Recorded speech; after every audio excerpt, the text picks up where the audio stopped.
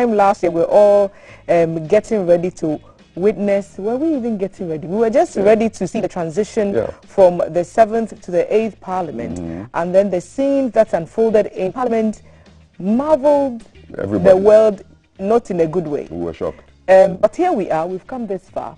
And yesterday the minority was at the seat talking about how they want the next session of Parliament to go from their perspective. Today, the majority will have its 10. Let's see if there's any middle ground to be made. Okay, so it's official. Christmas is over. The last day of Christmas was yesterday. Okay, counting from the 25th, the 12th day of Christmas was 5th of January. So we are now officially really into the new year. Those of you who are drinking left, right, and center, do you know how alcohol affects your health? That's a conversation in 22 minutes on Health Check, brought to you by Lufat. We sit down with a doctor/clinical psychologist to look at the effects of alcohol intake, alcohol abuse, and if there could be any solutions for people who are addicted to alcohol. That would be an interesting conversation. It's a touchy one for me, so I would want to learn more about that. Also, the show is made possible by Adonko Next Level Energy Drink, Show Acrylic Paint, and Awake Purified Mineral Water. Thank you for joining us. You can share your thoughts across our social media platforms. You're streaming live on Facebook and YouTube. You can also find us on Instagram and Twitter using the hashtag GTV Breakfast. Our WhatsApp number is 055 55 Share your thoughts with us about the program. Share our Facebook handle, our social media handles, all available right now. Okay, and so talking about thoughts and that we want you to share, what do you make of our pre-AFCON friendly game that the Blacks have had against the, I think, the Desert Foxes of Algeria?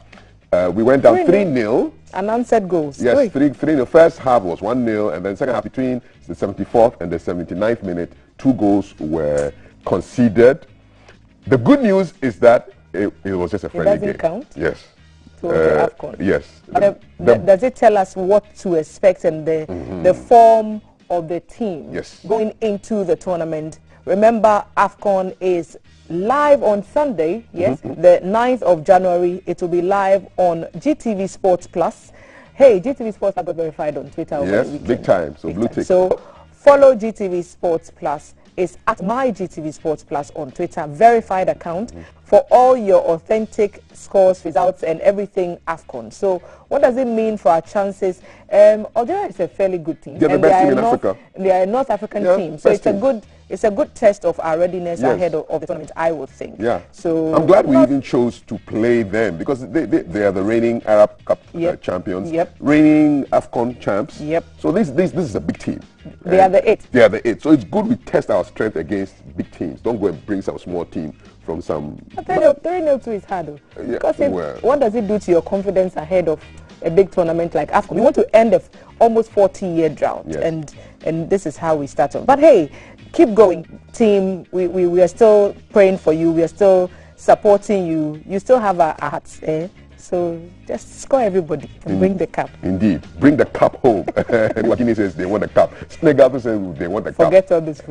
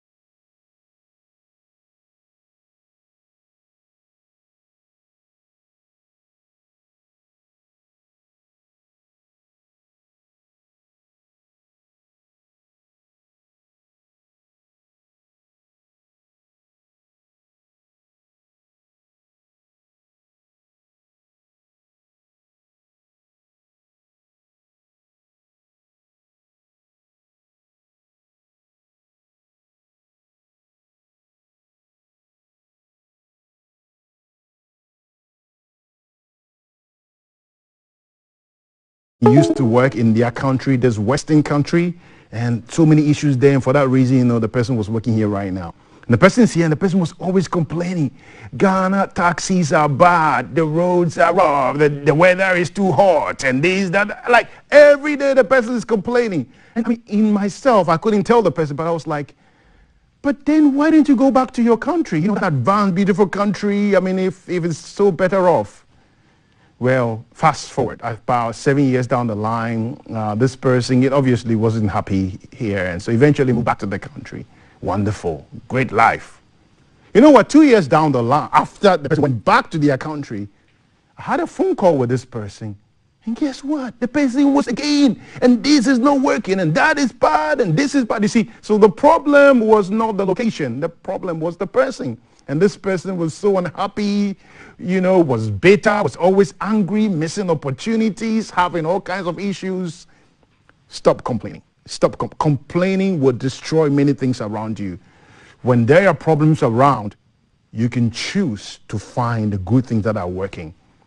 I like how someone put it. I don't remember who said this, but the person said, when life gives you 100 reasons to cry, show life that there are 1,000 reasons to smile. When life gives you 100 reasons to cry, show life that there are 1,000 reasons to smile. And that is enough food for us today. As you go through the day, let's cut down on our complaining. Let's look for the great things that are around us. Because when we look out for the good things, we're going to be happier, we're going to be smiling, we're going to see many more opportunities. Don't please be fooled by the negatives around you. There are a lot of good things happening around us as well. Let's focus on them, and then the bad things, let's find time and deal with them. Have a fabulous day, and I'll see you again on the Wisdom Nugget for your day.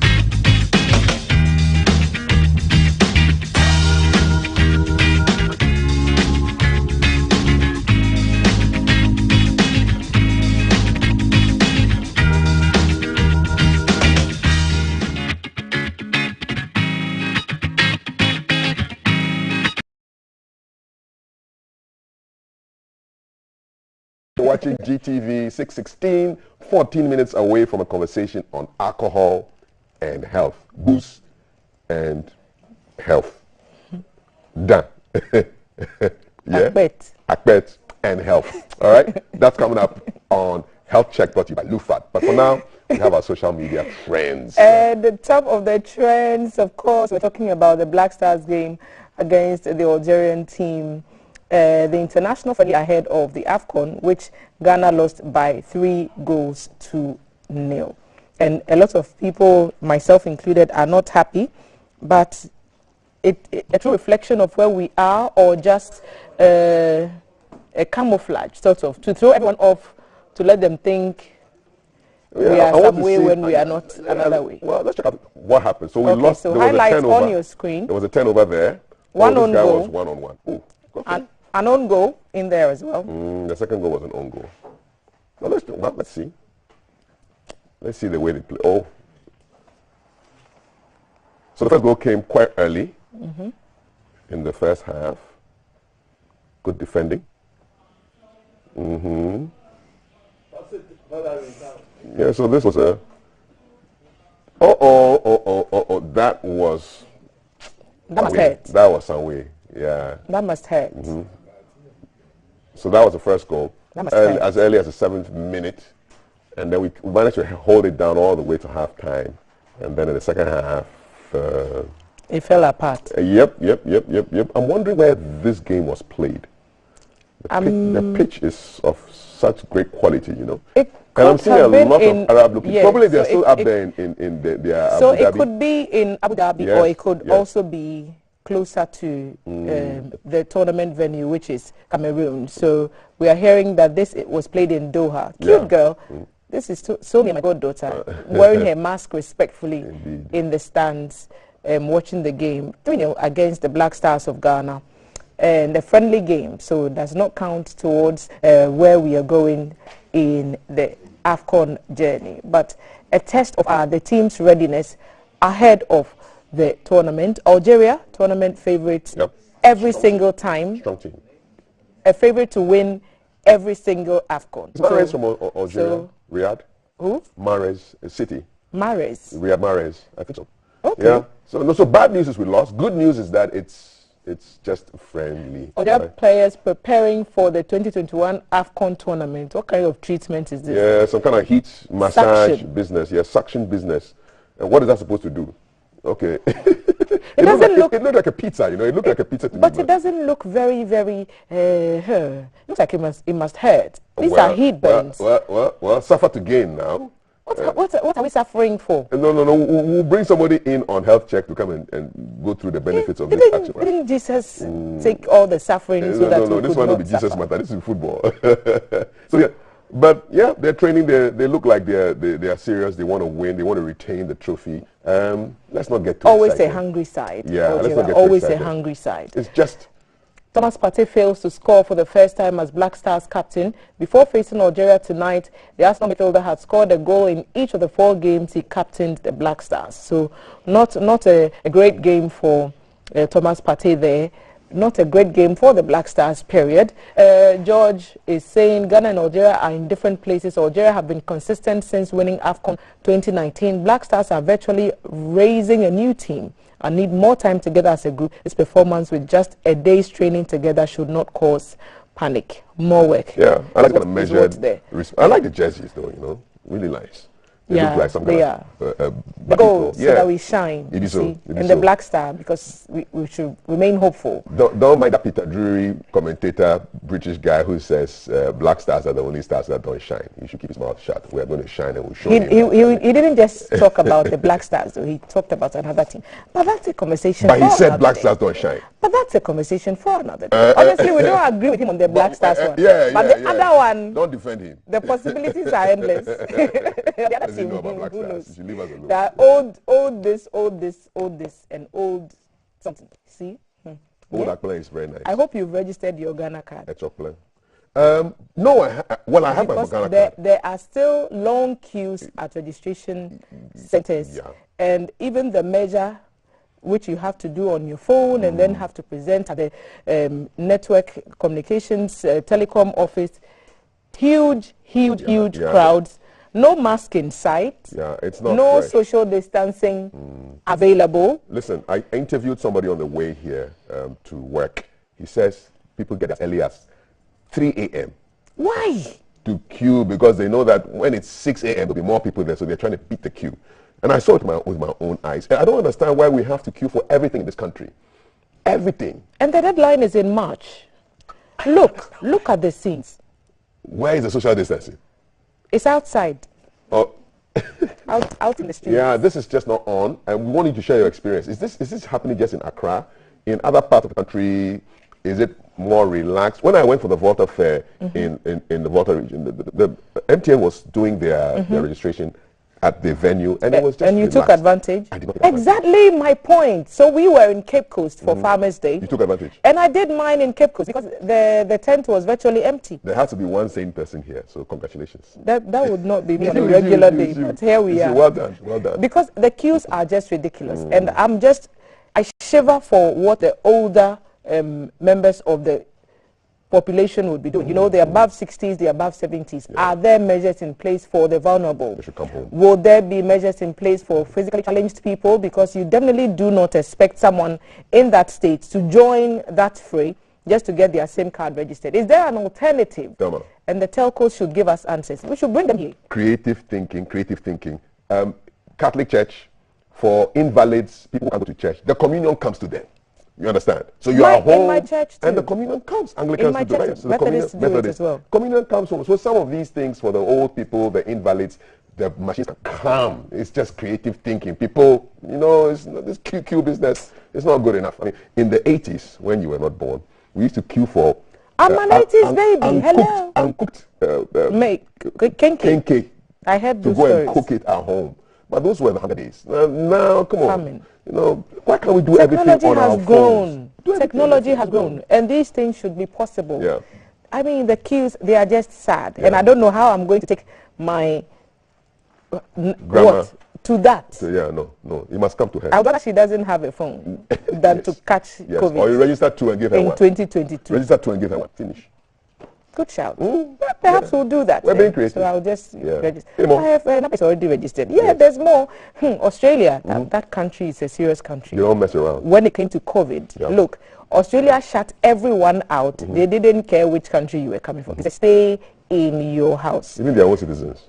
And the latest person to fall victim is world #1 tennis star, Novak Djokovic. Okay, he's not vaccinated, right? He's not vaccinated. But he wanted to go there to go and play something. Because the Australian Open is going to start in a few, and he obviously was going to defend his title, and they said he had been granted a special, what they call it? Dispensation? Yes. Okay. For, even though he hadn't been vaccinated, he had been given a special visa. In Ghana, we call it protocol. So they gave him some kind of protocol action. It's everywhere. And then what happened? And then he got to the airport, so he arrived in Melbourne.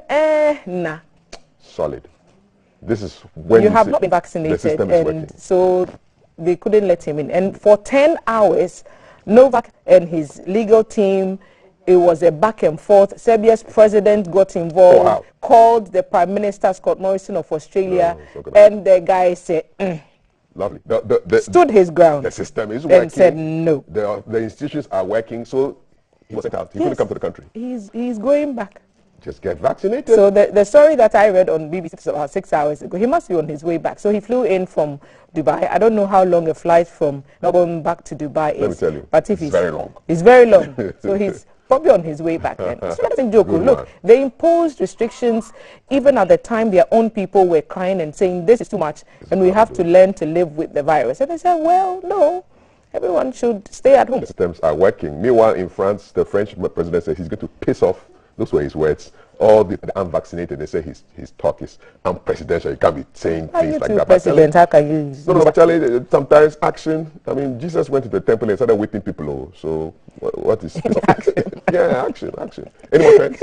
Yes, Kwesi was saying, you see, the e-levy matter it has still not ended. Yeah. There are those who are sharply divided over whether or not it should go on. Okay. Kwesi Oting is of the view that it should stay. Okay. He's a gospel musician. Yes. Contemporary Christian musician.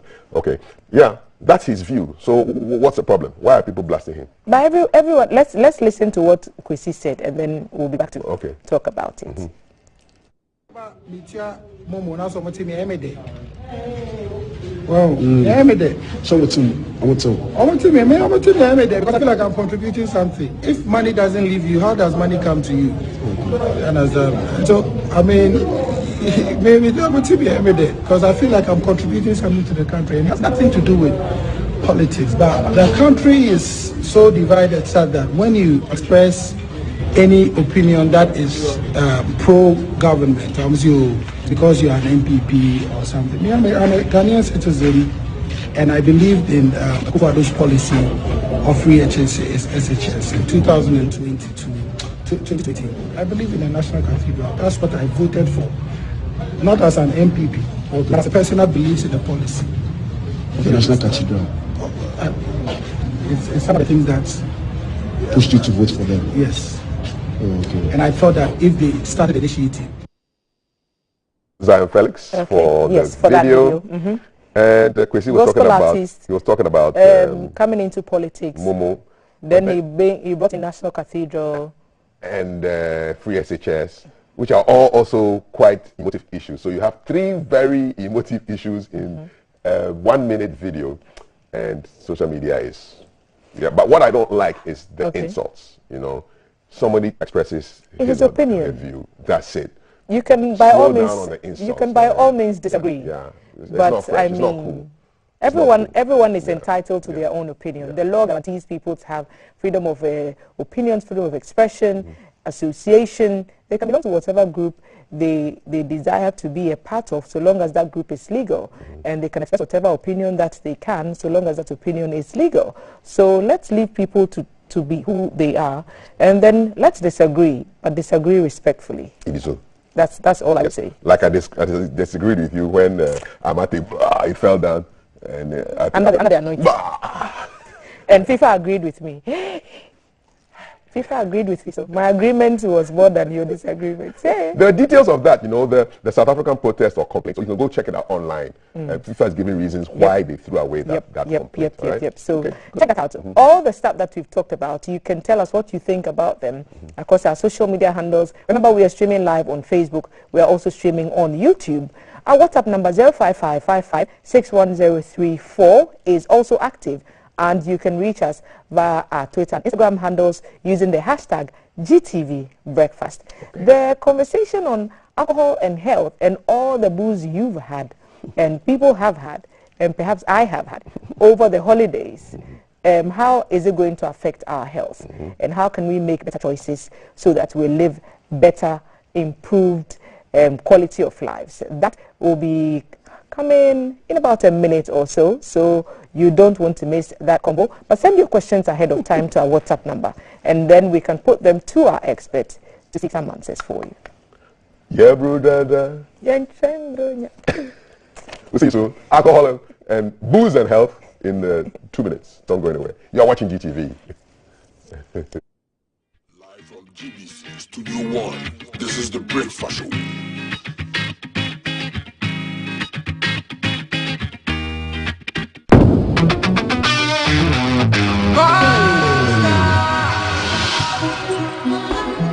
And they call me UJ.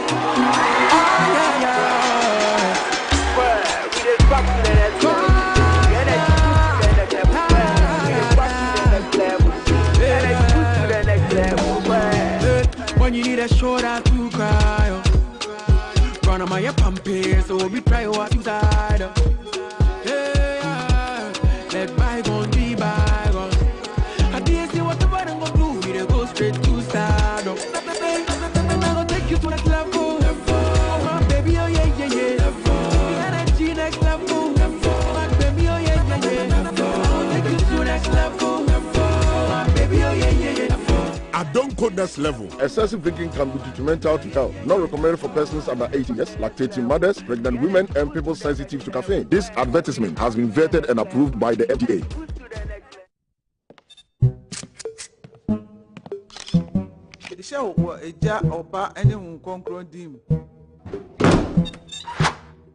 The groom is sick. What? Malaria. Malaria?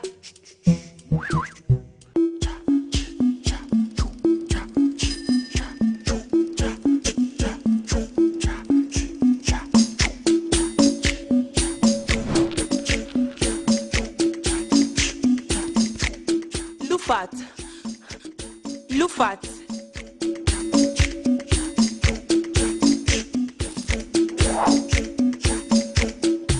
In Jija, woman malaria and come to them. Lufat, a malaria drop a cup. And now you may kiss the bride. Entrance Pharmaceuticals and Research Center. And now Lufat. Lufat, a two malaria sententem. FDA, Ashesa, a Jedi in Krapu Ajatu. California, Mijina Girl, and Namo Momofisia Pa, the Moise, 1 year did ye a mafiason. A dear Bakuna Mesramon, Daba 4, Shanka 4, Mutu 4, and say, some more Tomo, full of figure, you know. Yes, Ramon, Brunian, Dumon 5 year Kamoka. Said ye cano, said driver in your alcohol as a babidro. Nipan Queen here, Monipa home by, and to Boisier, I would try our council. There be no beer, we could be a cockadu. No brilliant unit made in any year. After song 2022, goal, it may have said more. I'm on my God. Go come, you can go die. better be late than be delayed. Stay alive. My paddy, go count. Make you no go die.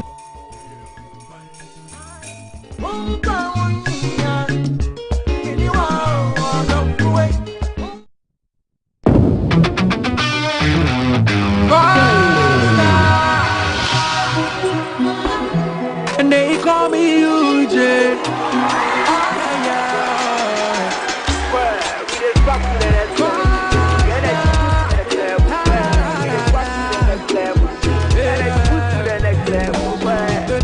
When you need a shoulder to cry, run on my pumpy, so we was suicide. Yeah, let bygone be bygone. I didn't see what the bottom gonna do, we dey go straight to stardom. Take it to the next level, my baby, oh yeah, yeah, yeah. The energy next level, my baby, oh yeah, yeah, yeah. Take it to the next level, my baby, oh yeah, yeah, yeah. I don't go next level. Excessive drinking can be detrimental to health. Not recommended for persons under 18 years, lactating mothers, pregnant women, and people sensitive to caffeine. This advertisement has been vetted and approved by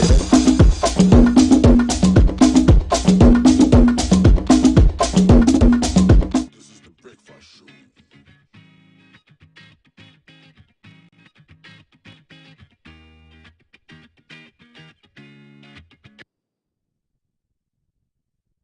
Hi, you're watching GTV. My name is Kafui. Day 6th of January 2022.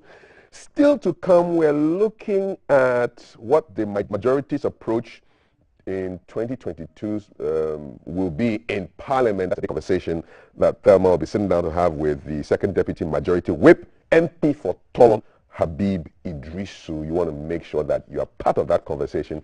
And we have a What's on Your Mind today, in the latter part of today's show, where you just get to call and rant. So whether it's NAPCO or it's long queues just to merge your phone with your Ghana card, or you are still reeling from the Algeria shocker yesterday, anything on your mind, we'll give you the chance to do that, okay? WhatsApp number is 0555561034. Health check coming up in a short while, brought to you by Lufat Tablets and Suspension, taken after a fatty meal for 3 days for effective results against malaria. Product of the year at the Ghana Farmer Awards 2021. Lufat proud to bring you Health Check. We're looking at alcohol and health right after this.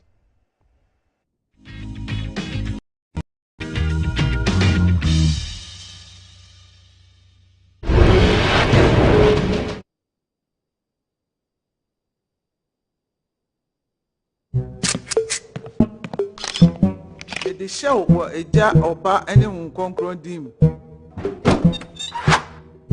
The groom is sick. What? Malaria. Malaria.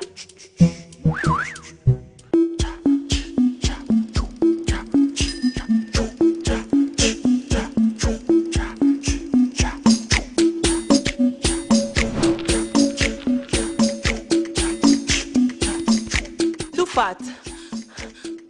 Lufat.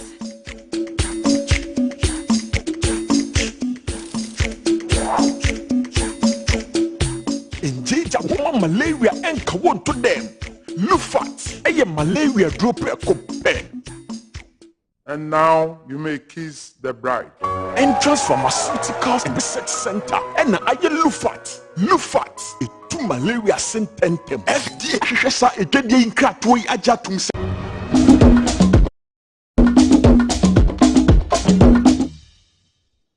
Welcome to Health Check right here on GTV Breakfast. My guest is Dr. Isaac Newman Arthur. He's a doctor and a clinical psychologist, and we're looking at alcohol and health. Doc, good morning. Good morning. I was the whole year I don't see you. The whole year. Happy New Year. Happy New Year. How's it going, man? Oh, great. How's the family? Fine. Everything Grace, all right? Grace. Do you do resolutions? No. You don't? No. So what will be the plan for this year?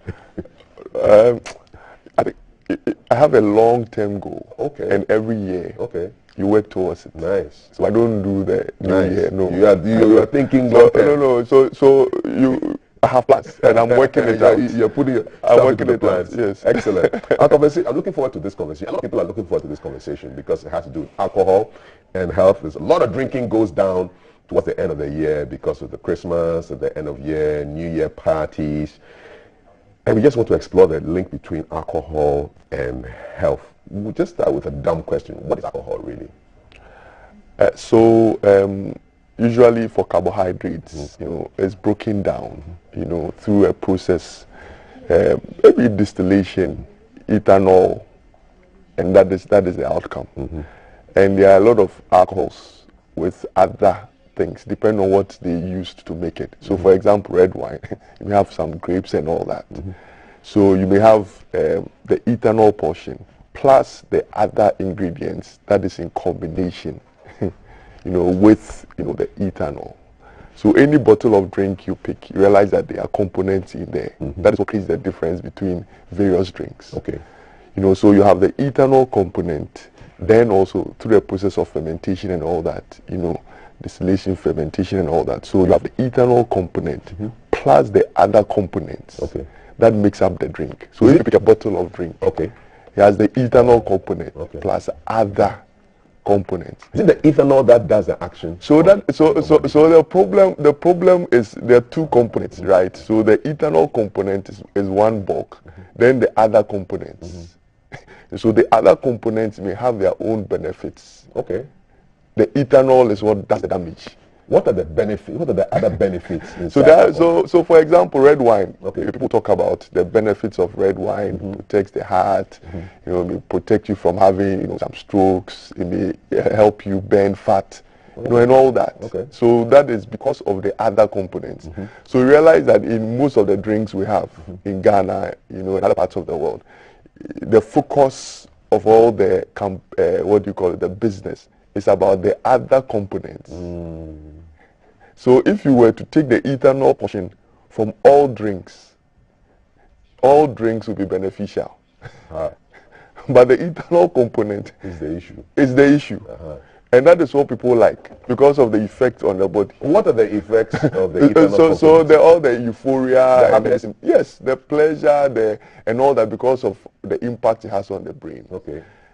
So when someone drinks, the euphoria they feel, the high they feel, the wellness they feel, it has some sedative effect and an anesthetic effect. So all those things. Is that also what causes you to get drunk? Yes. It's the ethanol. Yes. So that is the problem. So any literature, good literature you read, will tell you that the net effect of alcohol on the body, regardless of the drink, is negative. So, for example, the net effect of red wine on your health is negative. So maybe I'm drinking red wine because I think it's good for my heart. I want to be but the net effect is negative. So there is no safe dose. Not even light drinkers. That's the problem. But you also hear people say, one glass of wine a day or a week. So if you read any good literature, current research findings, it will tell you the net effect of alcohol on your is negative. So it's just like putting DDT in water and say because water is good, I'll drink the combination. The DDT portion of that mixture is what will create problems. Let's talk about the impact, the role of the liver as far as alcohol is concerned. But we'll talk about other effects as well. Yes. What's the effect of the liver? Yes. So the moment you drink, the body begins to absorb alcohol, and it goes to the liver to break it down. The liver is virtually the organ that actually removes and breaks down things in order to be able to retain what is important for the body. It's almost like a sorting out factory and breaking down. Okay. So that whatever you take into the body, the body retains what will be beneficial to the body. So alcohol goes to the liver. Then the liver will try to break it down and remove what is not important. So the presence of alcohol itself causes damage. Then when the liver decides to break it down, the products of the breakdown, one of them very important in causing problems, acetaldehyde, right? That it actually is a toxic substance to the body. Dialdehyde. Yes. Acetaldehyde. Acetaldehyde. Yes. Then it's broken down to another component, acetate, which is milder in terms of its impact on the body. So the metabolites of alcohol itself, also creates problems. Then the damage it causes those organs causes health problems. So you have the alcohol itself, causing problems. The breakdown of the alcohol into those components causes problems. Then when it causes some damage to a certain organ, it causes more problems. And so the liver, so when you drink, the liver is not working to break it down. So when the alcohol reaches there, it causes damage. The breakdown substances also causes damage. Then the function of the liver itself is impaired because of all the problems it causes it. So it just destroys everything. It destroys everything. And what happens if your liver finally is unable to work? Yeah, it means that all the functions of the liver, for example, with glucose control and all that, is gone down. All the helping break down other substances, the drugs you take, the medications you take, it goes to the liver. The liver tries to break it down, to some components which is okay for the body. It tries to take some excretion. It helps, remove some of the substances. It's affected. So the liver is responsible for breaking down stuff, retaining what is important, taking out what is not important and all that.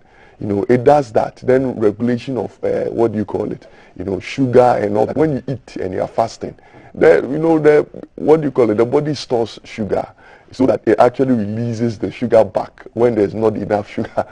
That process is affected. And so alcohol destroys. It just destroys, and it will cause changes in the cells that will cause cancer and all that. How about the impact of alcohol on the brain? Yes, so it also goes to the brain. But if the liver is doing well, doing its job well, why is stuff going to the brain? So what it means is that is when the so the long-term damage, right, of the liver is based on the fact that if you are a mild drinker, you may not have enough alcohol for the body, the liver to work on. So it means that the impact on the liver will be lower than when it is more. So when it is more, maybe you're a binge drinker or you're a heavy drinker, what it means is that the liver has to work on more alcohol to break it down. So that is when the level of drinking becomes important. You see, and whenever the liver breaks down, the body actually absorbs alcohol. It's just like you have foam and you put in water. See the way it soaks the water. That is what happens, even with the brain. It's like it soaks, and also because of the sedative effect and all that, and the euphoria. Yes, so when it goes to the brain, chemicals like dopamine and all that also comes in, and that is what is responsible for even the addictive nature and all that. There are substances we call psychoactive substances because they actually, have works on the brain and changes, the neurocircuiting of the brain and all that. Changes the way you think, the way you process information. Everything. So judgment is affected, disambiguation. There's something we call impulsivity, where at the start of the moment, you just do things without even thinking about it because of impaired judgment and all that. So, for example, even suicide-related behaviors, right? Impulsivity is important when it comes to alcohol. There are a lot of people who commit suicide under the influence of alcohol. If it wasn't because they were drunk, they wouldn't have done that. So decision making and all that is affected. Coordination is affected. There's links to the traffic accidents. Yes. So that is when judgment is impaired and all that, and you're all over the place. So when you go sit behind a machine, you're likely to make mistakes just because you are under the influence of alcohol. So right from the mouth to the anus, to the liver, to the pancreas, to the heart, to the brain, to everywhere. Alcohol goes and damages everything. But it makes you wonder how come it's easy for you to just go to a store and take out money and then buy this stuff and then ingest it. People drink alcohol for reasons. One, the pleasure of it. Alcohol is pleasurable. The pleasure of it. Two, people use alcohol to cope and adjust to situations. Some people want to forget about their problems, so they drink. Some people, when they go home and they are tired and there are too many things on their minds, they want to drink to be able to forget. Some people drink to forget about their pain. Because when they drink, they feel better. They don't have to think about anything. It may make them sleep a bit. And sleep actually is affected by alcohol because we have the restful sleep is affected. And non-restful sleep is actually prolonged. So People use alcohol because of bigger problems. Some people may be going through some stresses in life, and because of that, they're drinking. You know, some it's people not really helping them. It's not really helping them. It's a dysfunctional way of coping with life situations. It's a dysfunctional way of coping with life situations. What it means is that the overall effect of whatever coping strategies you are using is just negative. It's not an effective way of coping, and it also has its own problems, you know, that it creates for you. You know, in case you just joined us, you're watching GTV. This is Health Check brought to you by Lufat Tablet and Suspension. And I'm looking at alcohol and health with my guest, Dr. Isaac Newman Arthur, who's a doctor and a clinical psychologist. Our WhatsApp number is 055-556-1034. What's your story as far as alcohol and health is concerned? We'd love to hear from you. 055-556-1034. Dr. Newman, let's talk a bit about alcohol and depression. What's the link? Yeah, so what it means is that, you know, like I said, people use alcohol to cope and adjust situations. You know, so the problems they are using alcohol to deal with may be the reason for the depression. So for example, you have marital problems, you're drinking. Drinking won't fix that problem. You know, it's going to affect that. Then the impact of the alcohol itself on your body may also be the reason for the depression. So first of all, the group of problems that you're using to cope, alcohol to cope. If you don't use effective ways of coping with those situations, they are there. Then also the impact of the alcohol on your life also may lead to depression, because all the chronic illnesses and all the problems that, you know, all the impact on the brain I've talked about and all that, they would all lead to depression, because depression is as a result of, what do you call it? Apart from all the neurochemical changes in depression, you know, depression may also be a consequence of an underlying problems you have. You know, so when you're not able to cope and adjust with all the stress and anxiety and all that, that can also lead to depression. How about people who tell you that, oh, but I just can't resist taking a drink? What's going on there? So people, when you start drinking, the body actually, you know, the impact of alcohol on the body begins. A time comes that you need higher doses, you know, to be able to achieve the same effect. So that is when, for example, when you drink 1 glass of wine, maybe at the beginning, you may feel a bit tipsy and all that. Then as you continue to drink, the body actually, you know, begins to wire itself to contain the alcohol and the effects of the alcohol. So it's acclimatizing. Yes, so you may need higher doses of that same alcohol to be able to achieve the same effect. Then when that happens and the body becomes dependent on it, what it means is that when the alcohol is no longer present, the body begins to respond, and that is what we call the withdrawal symptoms. And what would somebody experiencing those symptoms go through? What would the person? Yeah, so they may have headaches, they may feel uneasiness, they may feel, they may have some confusion, concentration may be down and all that, because you're taking away what the body is now dependent on. Can alcohol cause hallucinations? Yes. Like I told you, all the, you know, effects that it has on the brain. You may have some. You're seeing things that are not not there. Yes, you may see things that may not be there. How about auditory? Yes, you may hear things that may not be there. Depend on how the extent of impacts of the alcohol on the brain. You know, so the net effect, you know, is just not good. You know, there are let me say this. There are 5 things that is not health compatible. 1, stress. It's not health compatible because of all the changes that happens with stress. 2, a sedentary lifestyle. Sitting down all the time. Yes, all the time, which may lead to obesity and other problems. 3, alcohol. 4, smoking. And 5, poor diet. These things are not compatible with health. And the more those things are present with you, the more you are likely to have some, you know, chronic health problems. Run that list for me again. So, sedentary lifestyle. Sitting down. Yes. Yeah. 2, stress. Stress is one of the major problems. Stress. 3, poor diet. 4, alcohol. 5, you know, smoking. You know, in medical school, if you go and they ask you about something, maybe what is the cause of this health condition, and you are not sure, you didn't study. When you say alcohol, you are likely to be right. When you say smoke, you are likely to be right. When you say stress, you are likely to be right. You are likely to be right.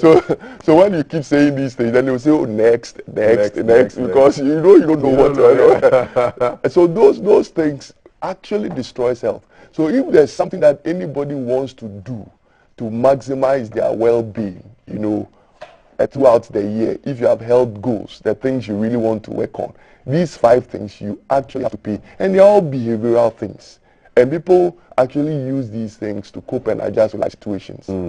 Okay, so if you are a presenter who's always sitting down, always stressed, always drinking, always, what are the other ones? Smoking, and also eating well, you will have a problem because everything will be on you like that. You know? Just before I go into the messages, I used to sit down with my father-in-law, may he rest in peace, once a month, and we shared a bottle of beer.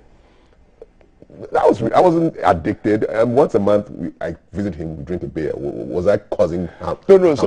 So there is no safe dose for alcohol. But the more you drink and the more frequent you drink, the earlier the problems will begin and the more disastrous it's going to become. Okay. There is no safe dose of alcohol. In fact, what you're telling me is that what I was doing was wrong. So indirectly. No, but if you can avoid it, avoid. Well, he's passed now, so I don't have that much. Yeah, so I don't drink. I really want to live long and healthy long. You know, so I don't. Healthy long. Yes. That is the key thing. Healthy and long.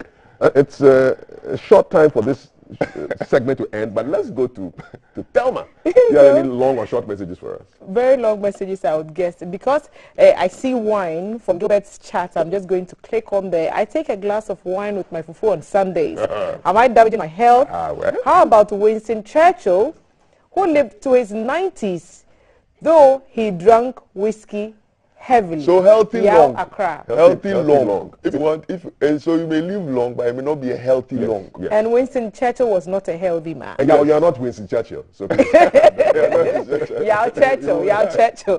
Thank you for sending us that message. Good morning, breakfast.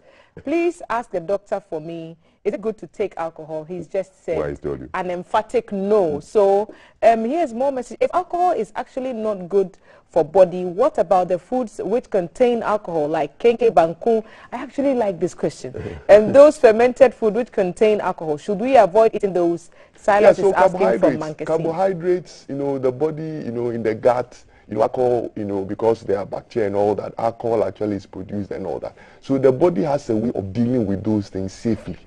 So if the moment you add on, you're actually increasing the body's job to deal with all the alcohol that is going to come. The alcohol in fermented foods like akple and kenke, is it substantial? Can it? No, so the body has a way of dealing with all those things safely. Otherwise, all of us would actually, be drunk. You know, there are some people who even have increased alcohol production in there. Okay. And that also causes some problems with them. They have some problems with that. But the body has a way of safely dealing with what the body can deal with. In the moment you add on, then you have issues. Yes, it's just like this show. You have content. The moment we add, we are stretching the time. We are frustrating the program. Yes. So you always will be So we have what the body can safely deal with. And that's fine. All right. So the masque is good. You will not be addicted. Even if it's 10 days old. Masque is okay. It's not like drinking akpeteshi. You knock yourself out if you try a 10-day-old one. I'm really enjoying the show, sir. But please, my question is, why do people vomit after drinking? Yes, I think it's because the GI effects, you know, of alcohol. Yes. The body just doesn't want it. As in what? I mean, why do we vomit? When no. So if it's too much, simple question, it's too much. This is quite interesting. Is the doctor trying to collapse all the breweries in Ghana? What will the workers do? Well, alcohol is business. Finish. Anybody who will tell you alcohol is safe, they're just lying to you. The net effect of alcohol in your body. I'm a doctor. I'm here to tell you what is no harm. Yes, exactly. So the rest of the decision is yours. Thank you. But I can't come and sit here and tell you alcohol is good, go drink. No. Alcohol, the net effect of alcohol. So for the ethanol bit is what is dangerous. If you could take that bit from all drinks, every drink is safe. Non-alcoholic. Non-alcoholic so non-alcoholic wine is good. So it's non-alcoholic. So there's no alcohol. So it's fine. So you may have all the wine. But I think generally, the more natural the drinks, the better. Is there non-alcoholic whiskey? I don't know. But he's saying once we take the ethanol aspect out, it will be. So I'm thinking non-alcoholic Hennessy, non-alcoholic beer. There's non-alcoholic beer. Okay. So non-alcoholic cognac. Interesting. That's a market there. So without the kick. More, and this is quite serious. So this one is saying, I'm addicted to alcohol. How can I stop? Kindly explain. Happy New Year to you, or Happy New Year to you as well. Yes. Thank you for trusting us with this question. Yes. So addictive substances are addictive because they can change the brain. Water is not addictive because it doesn't have the potential. So if I start drinking, I'm on my path to addiction. And so addictions is a disease. Addiction is a disease. So you should see it. So when people are addicted, it means that they have a problem. It's a health problem. Sick, yeah. But we assign some moral judgments to it. That is why people don't seek help. So when people come, we have all kinds of programs to help them deal with that addictive behavior. So you see it. Yeah, you should just seek help. Okay. But when do you, and perhaps we should remain on the treatment a bit longer, because people resort to all kinds of home-based remedies, and people claim they have substances and stuff that when people drink, they can stop their addiction. Are there any scientific basis for those? Addiction is complex. The complex means that there are various sides to it. There's a behavioral side. There's what do you call it? The impact itself of whatever you are taking it on the body is also there. So the management is quite holistic. One approach doesn't help. You can't go take any medication anywhere and say, I'm dealing with my addiction. No. You need some kind of behavioral, cognitive kind of help. First of all, we need to help you have a positive perception about that addictive behavior. So it is not a moral thing. It has its own problems. I wouldn't say it is not a spiritual, because spirituality definitions is very, very broad. But it has multiple factors involved. So you have to help the person identify their triggers. Why is this person drinking? Can the person use other ways to actually cope with those drinking behaviors? 2, you need to be able to help the person deal with all the things that influences that addictive behaviors. So for example, if it's friendships, we may have to help deal with that. If it's life stress, we may have to help. So that's why sometimes if we take them to rehab, rehab is a safe environment to deal with addictions.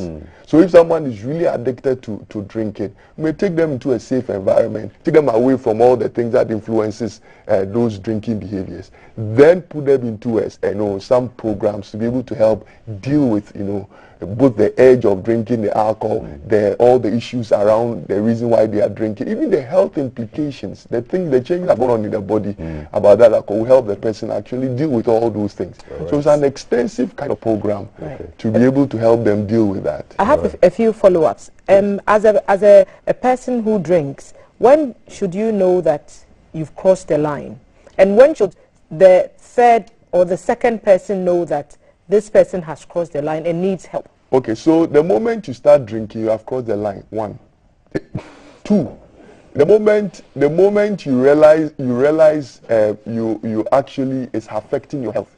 When I say health, physical health, mental health, social, even social, relationship problems, alcohol, conflicts at home, alcohol, people not focus on their responsibilities because they are spending too much money, because probably addicted and they need a lot of money. People actually sell their stuff to be able to get money to be able to that. So social problems and spirituality, I'm always putting them because our mindset. Maybe the next I will talk about what spirituality is and health. Yes, indeed. So when you realize it's affecting your health and you can't stop, you actually are attempting to stop by it's becoming difficult, and you started experiencing all the other things, then it means that you need help. So the moment you cross the line, you drag your first glass, you've crossed the line. Yes, the reason why the way some people are looking at you with their side eye, the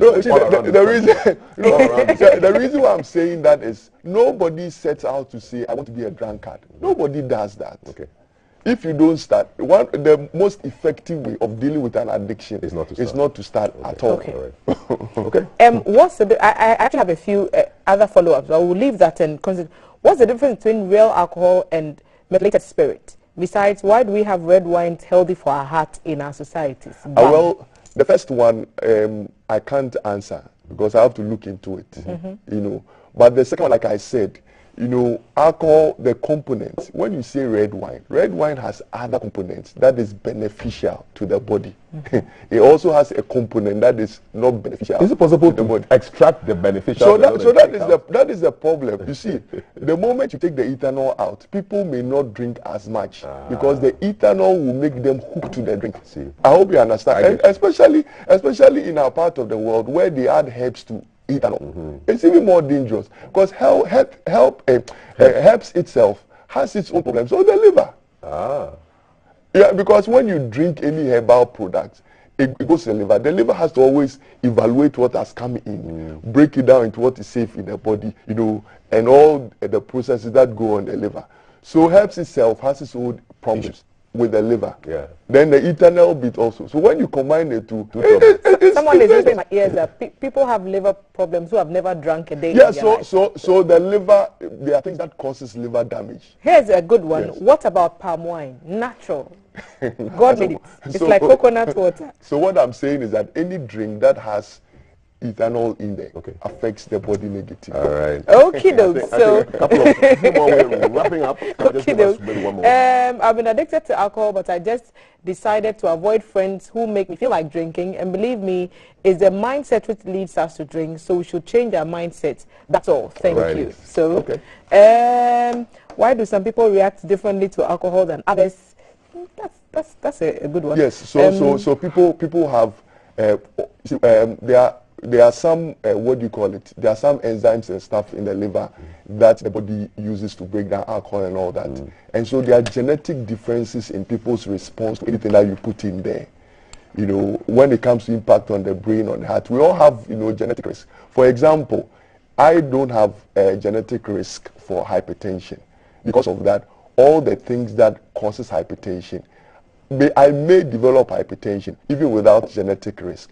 But if someone has a genetic risk, predisposition to a particular kind of, you know, illness, they are likely to have those illnesses. When other things, you know, which causes that problem is there. So we all have genetic risk. Some people may start drinking now; they may not get addicted to it early.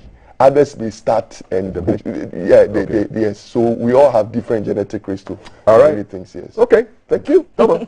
I wish we could go on, but yes, I wish we could. Thank you so much. And Doc, thank you for explaining. Trish said his dad drank whiskey and soda, smoked 555 every day. Ironically, he warned us not to drink alcohol and taught us a song about the negative effects of that. To the glory of God, none of my siblings drink, including me. Thank you, Grandma. Okay. I missed you too. Thank you very much. Dr. Newman, Arthur, your last word for us on this topic of alcohol and health and what our attitude should be for this year. Yeah, well, it's a difficult subject because of all the things. Someone said that it means that what about those workers who work in, you know, so there's an economic issues here and there. It's a quite sensitive issue. But what I would say is that all of us would have to increasingly be making healthier choices that will protect our health. When you're young, everything seems to be fine. But everything you put in there, very soon the body is going to respond based on the lifestyle that you adopt at this age. Yes. Thank you very much, Dr. Isaac Newman. Arthur is a doctor and a clinical psychologist. Can we find you on social media somewhere? Isaac Newman Arthur. Isaac Newman Arthur. Look for him, and yes, you can chat with him there. Thank you so much for the conversation. Thank you. Health Check was brought to you by Lufat Tablet and Suspension, taking off the fatty meal for 3 days for effective results. It's a brand of anti-malarial you can trust. Endorsed as the product of the year at the Ghana Farmer Awards 2021. Still to come, what's on your mind? What are you thinking about? Alcohol and health issues? Algeria and Ghana, did that make you go drink beer because you were, or alcohol because you were just depressed? MTN, Vodafone, Tigo, connecting with the Ghana cards, getting up early in the morning, is that stressing you out? NAPCO issues, you guys have still not been paid for the last, 4 or 5 months. Is that stressing you out? What's on your mind? Let's know, 055-556-1034. Still to come, the headlines with my guests, and then we'll be looking at issues of keeping an eye on various locations in the capital. So you want to stay with us. Headlines coming up. I can see one of my guests already flowing into the room in his robes.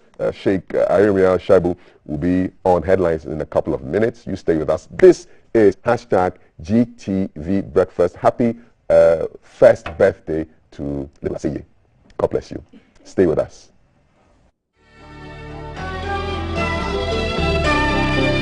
Live from GBC Studio 1, this is the Breakfast Show.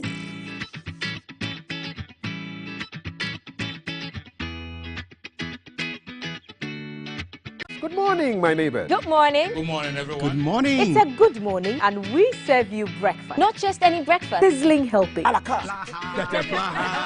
Yeah, all the time. Okay, let's take a peek.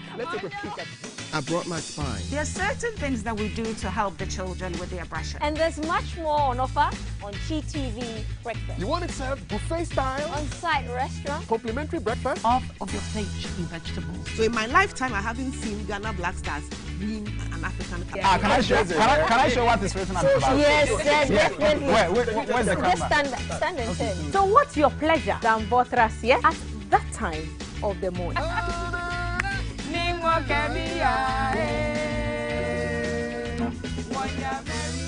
So never skip breakfast. On GTV Breakfast. From Monday to Friday at 6 a.m. We've got you covered with a trusted team.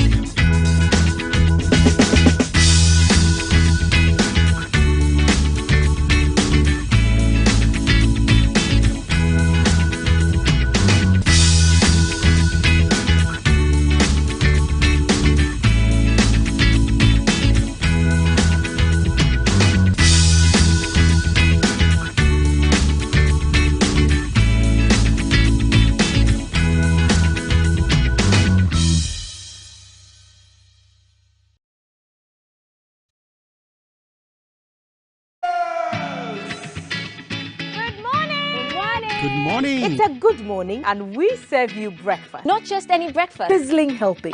And there's much more on offer on GTV Breakfast. So what's your pleasure than Botras, yeah? At that time of the morning. You want it served buffet style? Complimentary breakfast? On-site restaurant. Or room service? We've got you covered. From Monday to Friday at 6 a.m. With a trusted team. So never skip breakfast. On GTV Breakfast.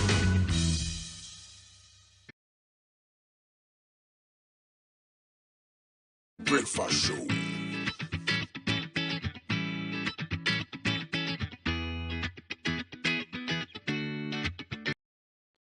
Live from GBC Studio 1, this is the Breakfast Show.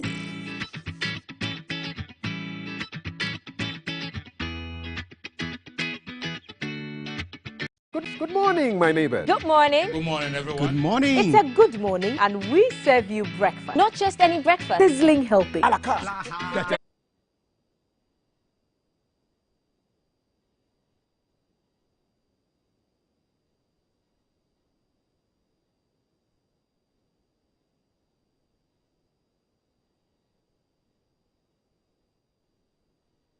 January 2022, and how's your return to work like? Have you shaken off the Christmas enjoyment? Fancy Adams had a great song last year. It says, "Ego over you." You say, if you misbehave in your December, your January over you. I hope the January no over you, and everything is all right. You're managing your resources very well, and it's beautiful first 6 days of the year. I've been joined by my guests for the headlines, the discussion. Dr. Lawrence Tete is the founder and president of the Worldwide Miracle Outreach, and Sheikh Armiyao Shaibu, spokesperson for the National Chief Imam. Shalom, salam alaikum to both of you. Wa alaikum assalam. This whole year, I haven't seen both of you. The whole year. Can you imagine? Yes. No, but the year is very fresh. Yes, but I still haven't seen you. But so we thank God.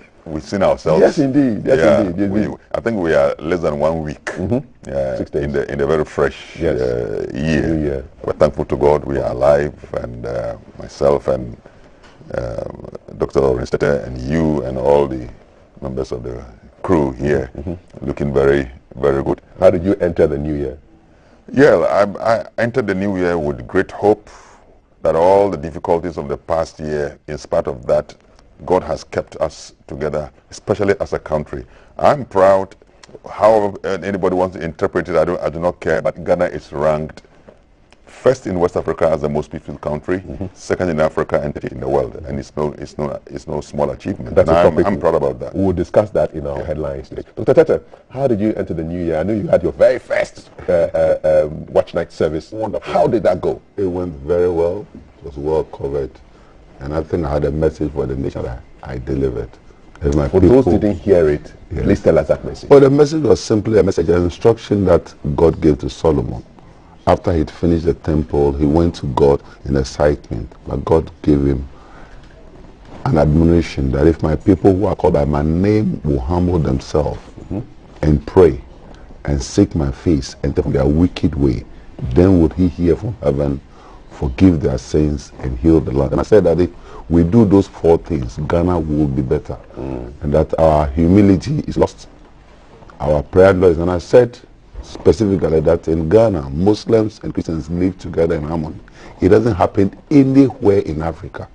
I've been around Africa, and our fellows, our neighbors, like Nigerians and Burkina Faso and Ivorians, wonder how Ghana, Christians and Muslims cohabit peacefully.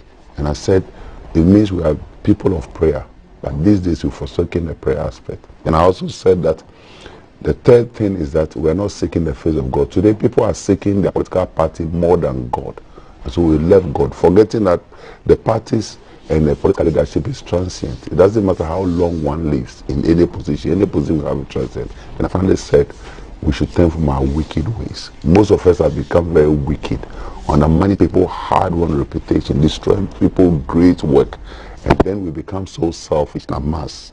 And also went to that we have left so many good things, and we are holding on to the things that will not help the nation. That some people have become so rich, and some don't even have anything to eat. And I say, if we can forsake all these things and have a lifestyle that is godly, then God will hear from heaven, and then He will forgive our sin. I know the headlines, some of the headlines that came were very dreadful headlines. Some say Ghana is sick. I know yesterday morning I was front page on Ghanaian Times on some of those things, and I said Ghana is sick, and I said it's true, Ghana is sick, it needs healing. Some people say, I said Ghanaians are wicked. I said it's true, we must change our lifestyle. So you stand by your words. Yes. That's it. I think to stand by your words. Good to have you both here. But I must say, the Christian leadership, the individuals who called and congratulated me for my boldness and for the fact that I was very balanced, gave me an encouragement that I've done the right thing. Awesome. How's National Chief Numan, by the way? He's doing very well, very strong. The past week has been very, very hectic for him. He received a very eminent guest, the former Emir of Kano, who happens to be the head of the Nigerian Tijaniya community. Okay, that's Sanusi? The Sanusi, yes. Yeah, he was in the country, and the chief imam was his host. Oh, wow. Yeah, so that kept us so busy from Accra here down to Kumasi, and we are back. And so the chief imam is so strong. All right, and, our regards to him. Yes. So while Shatawale and Bernard Boy are misbehaving Ghana, Nigeria, we look at good example of Ghana, Nigeria cooperation here with Sanusi and... yes, seriously. So, and his visits really, goes beyond just the physical, even to the spiritual. Awesome. Yeah. Awesome. Great stuff. Great. I'm going to touch on something you touched on in your opening remarks. Ghanaian Times today, page 17, a picture of a confident-looking President Akufo-Addo. Ghana most peaceful in West Africa. President celebrates, urges Ghanaians to maintain it. So the President has celebrated Ghana's latest ranking as one of the most peaceful nations in the world, and has called on us to help maintain the peace in the country. So it's a 2021 Global Peace Index, GPI. So Ghana has been named most peaceful in West Africa, second most peaceful in sub-Saharan Africa, following only behind Mauritius. And this index is published by the Institute for Economics and Peace, IEP. It's an independent, non-profit organization. And in the whole world, over 200 countries, we are ranked number 38. The president says on social media that we should help to maintain the country's position as the most peaceful. Let's continue to maintain the peace we have in Ghana. We beat out countries like, oh yeah, the countries that you always talk about in the news when you're making comparisons, USA, South Africa, Brazil, Russia, Mexico. We beat all of them in the index. So that's some good news. In case you're thinking of the global picture, the index ranked Iceland, New Zealand, Denmark, Portugal, and Slovenia to be the most peaceful countries. And the least peaceful are Afghanistan, Yemen, Syria, South Sudan, and Iraq. So one African country is in that mix there. So that's the GPI there. I'll start with you, Dr. Lawrence Tete. How do you greet this news? I think we deserve even more than that. We deserve to even be lower than 38 in the world. Ghanaians are naturally peaceful people. We should be higher than 38. We should be higher than 38. Yeah. I mean, if we want to be very honest and fair with us. And like I said in my opening remarks, here in Ghana, a Muslim and a Christian can live under the same roof, eat from the same pot, have the same school, go to the same dormitory, bath in the same bathroom, and live in the same household. It doesn't happen in most countries. I've been to most countries and they wonder how it happens. And remember, Sheikh as he speaks, sits here now. If you give him the Bible to preach, he'll preach you solid. Some of us, ask some things to recite in the Quran, will recite. So we had that thing. And I think we should give credit to the founding fathers of Ghana to have allowed us to go to the boarding houses. It helped us. It brought some sort of integration. We networked and we realized that we are one people after all. So we're not divided by religion. And that was the starting point. That is a starting point. In most countries, you go to the places and once somebody is a Christian, you can't cross to the Muslim community. Once somebody is a Muslim, you can't cross to the Christian community. A lot of very limited, low-minded people wondered how the chief imam can get up and go to celebrate his birthday in a Christian atmosphere. Yeah. And I realized how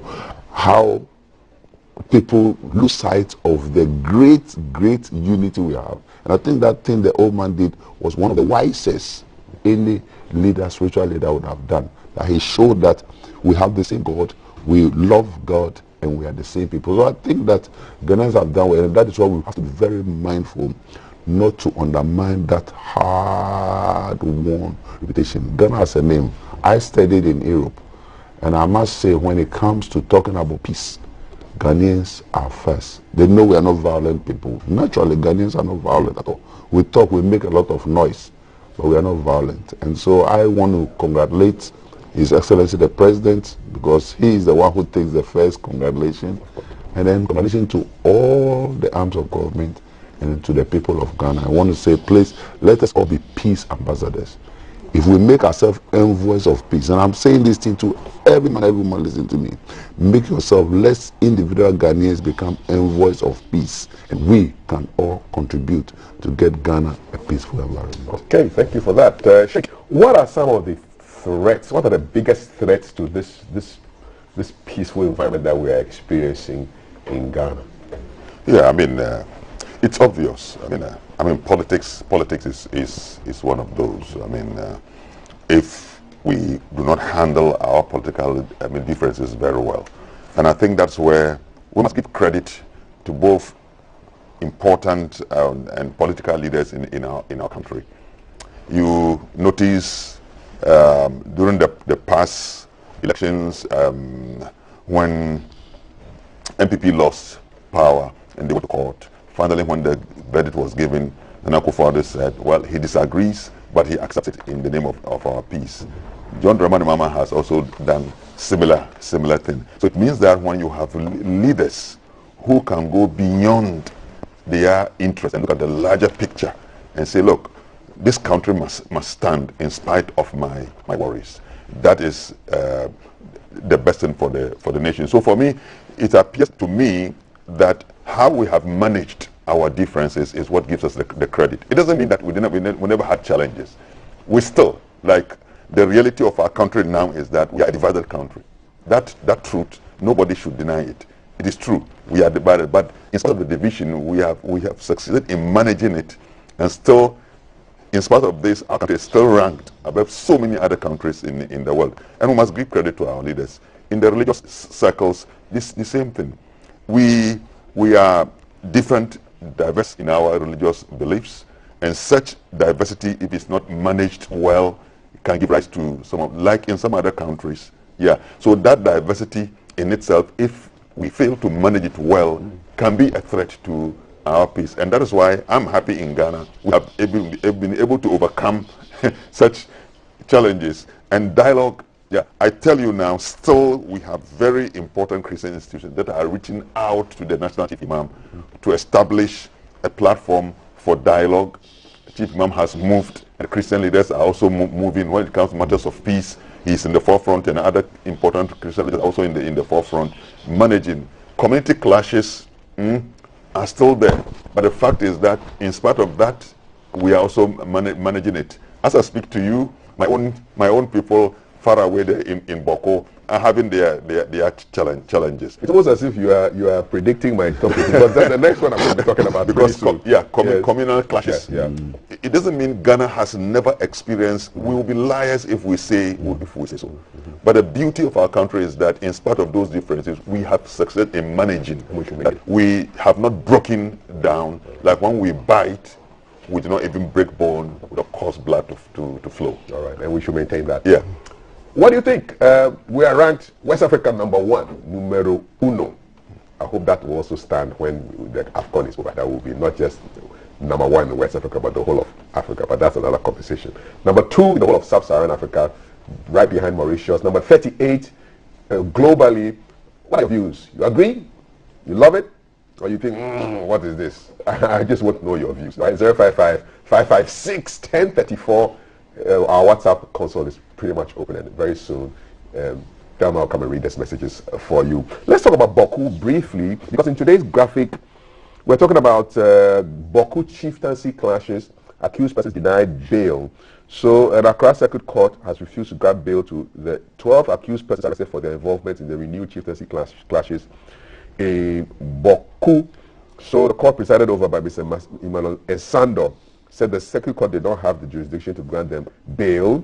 So 12 of them involved in some issues in Bawku.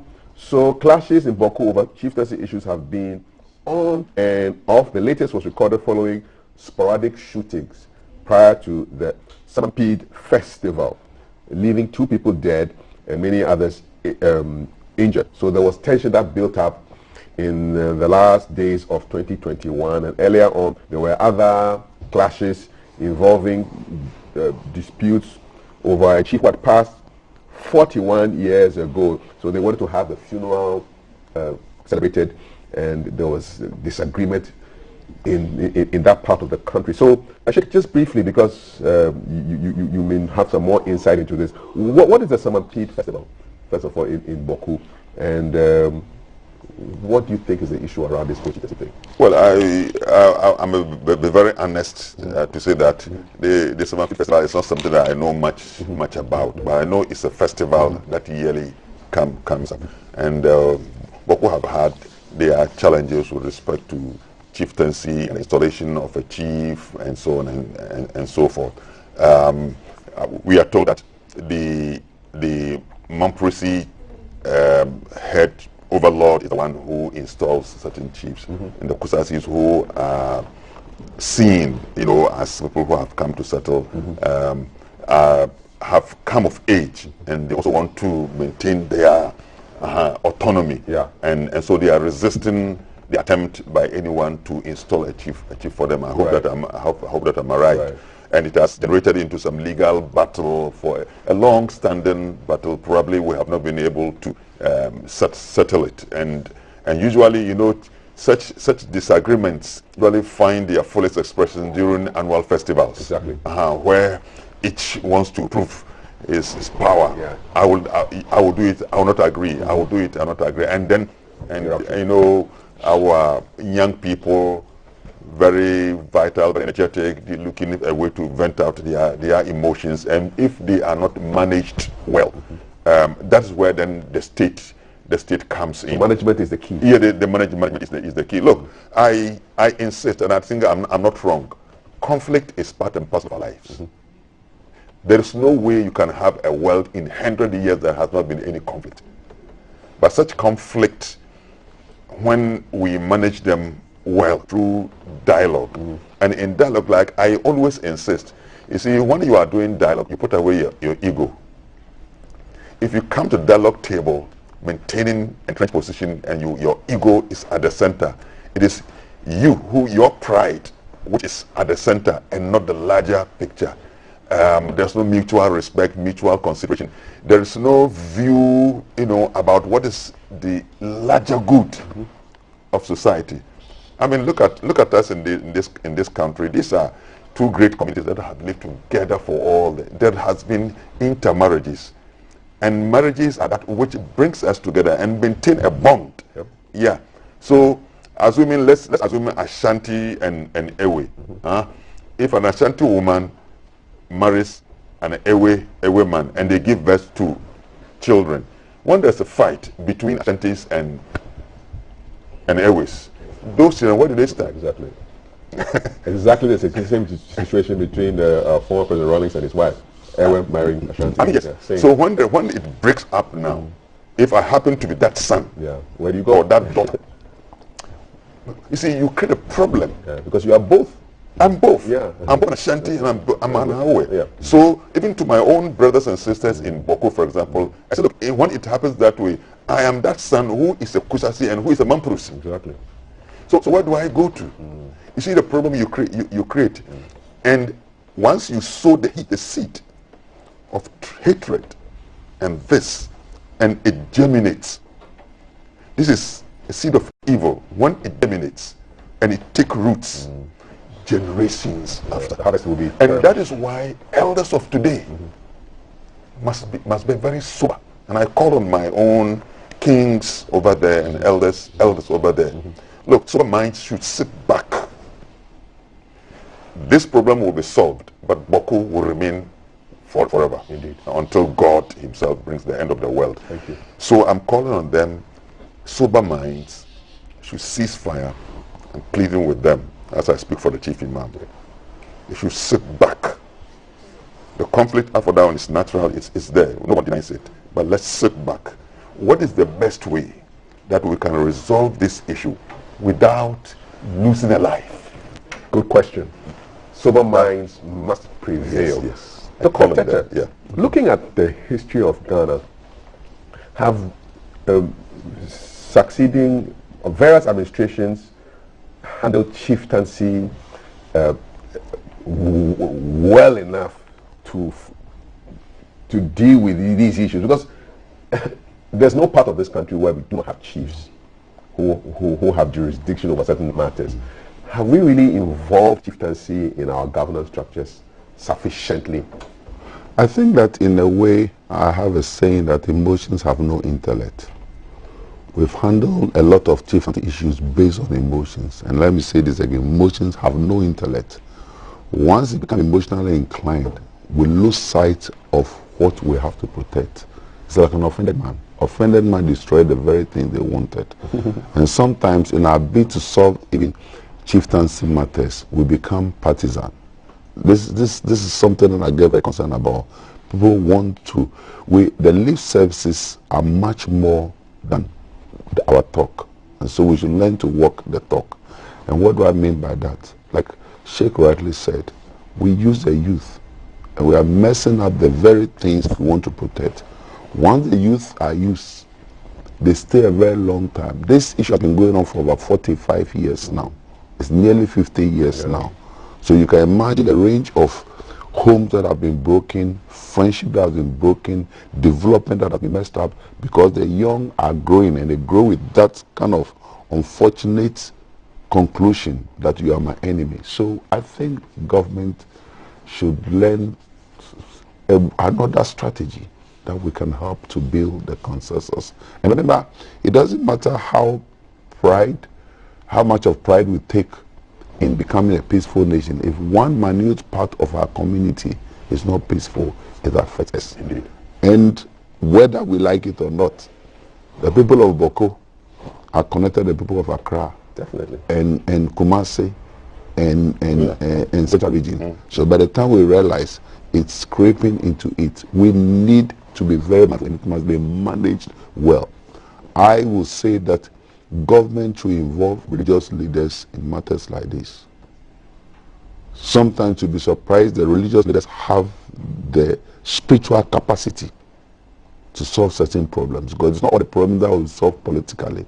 I know it's a national security threat, but the way the Imam office and the way the Christian church leaders will come together to do it will help much more better, because some of these things are also spiritual. Some of these conflicts are very spiritual. The ego, like the man of God rightly said, the ego of people come in place. And remember, when people get offended, they don't care what they destroy. Most people in their offended state destroy the very thing they should be protecting. And that is why our youth will become that much of a mess. They are breaking things. And look, go back to Bawku, you realize that development in that community has been retired. Yeah. I've been there, and it's very sad, because you see an intellectual community here in Ghana. I know a lot of people from Bawku who are doing very well, lawyers, doctors and things. And you go back to where they come from, and you know that because of that tension, no development is taking place. So I will strongly recommend that when governments and the political leaders are trying to bring solution, they shouldn't just involve kings and chiefs from other communities. They should also involve spiritual leaders, and that can help. All right. What do you think? Carefully, there's one dimension, you know, which Dr. Lawrence, Reverend, mentioned. You see, once you retard development, you position the people community there into serious disadvantage. The community there suffer. Yeah. Now, one of the consequences of that, which is a phenomenon which is a worry for us today, and that is the flow of Kayaye to Accra. You see, and the very demeaning condition under which these young girls, look, I still say Bawku are my people, because I have a northern connection. You see, it pains me that if people of my kind come down south here, and I see them in the condition under which they live. Look, they come, sleep in front of shops along the street. They are raped.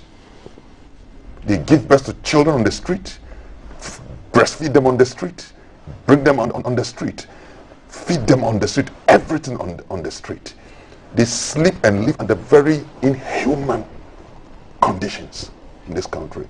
Sometimes they become tools and agents for political exploitation because of their sheer numbers.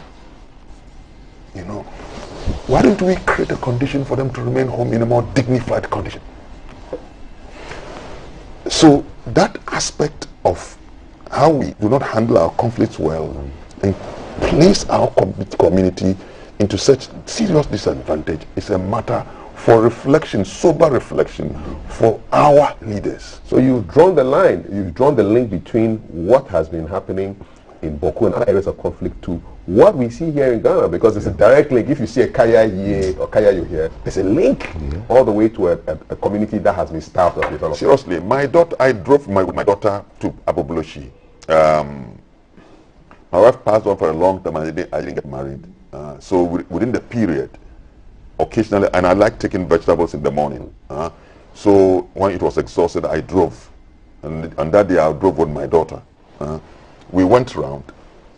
A Kaye like my daughter carried my load. I brought her to my car. She placed, I asked her how much. The amount she demanded, I nearly cried. So I gave her more than that. So when we were driving away, I told my daughter, Fatma, what's the difference between you and this? I see you in this lady. I see my own daughter in this. What's the difference? Why should this girl, who could have become a nurse, a teacher, a minister, a judge,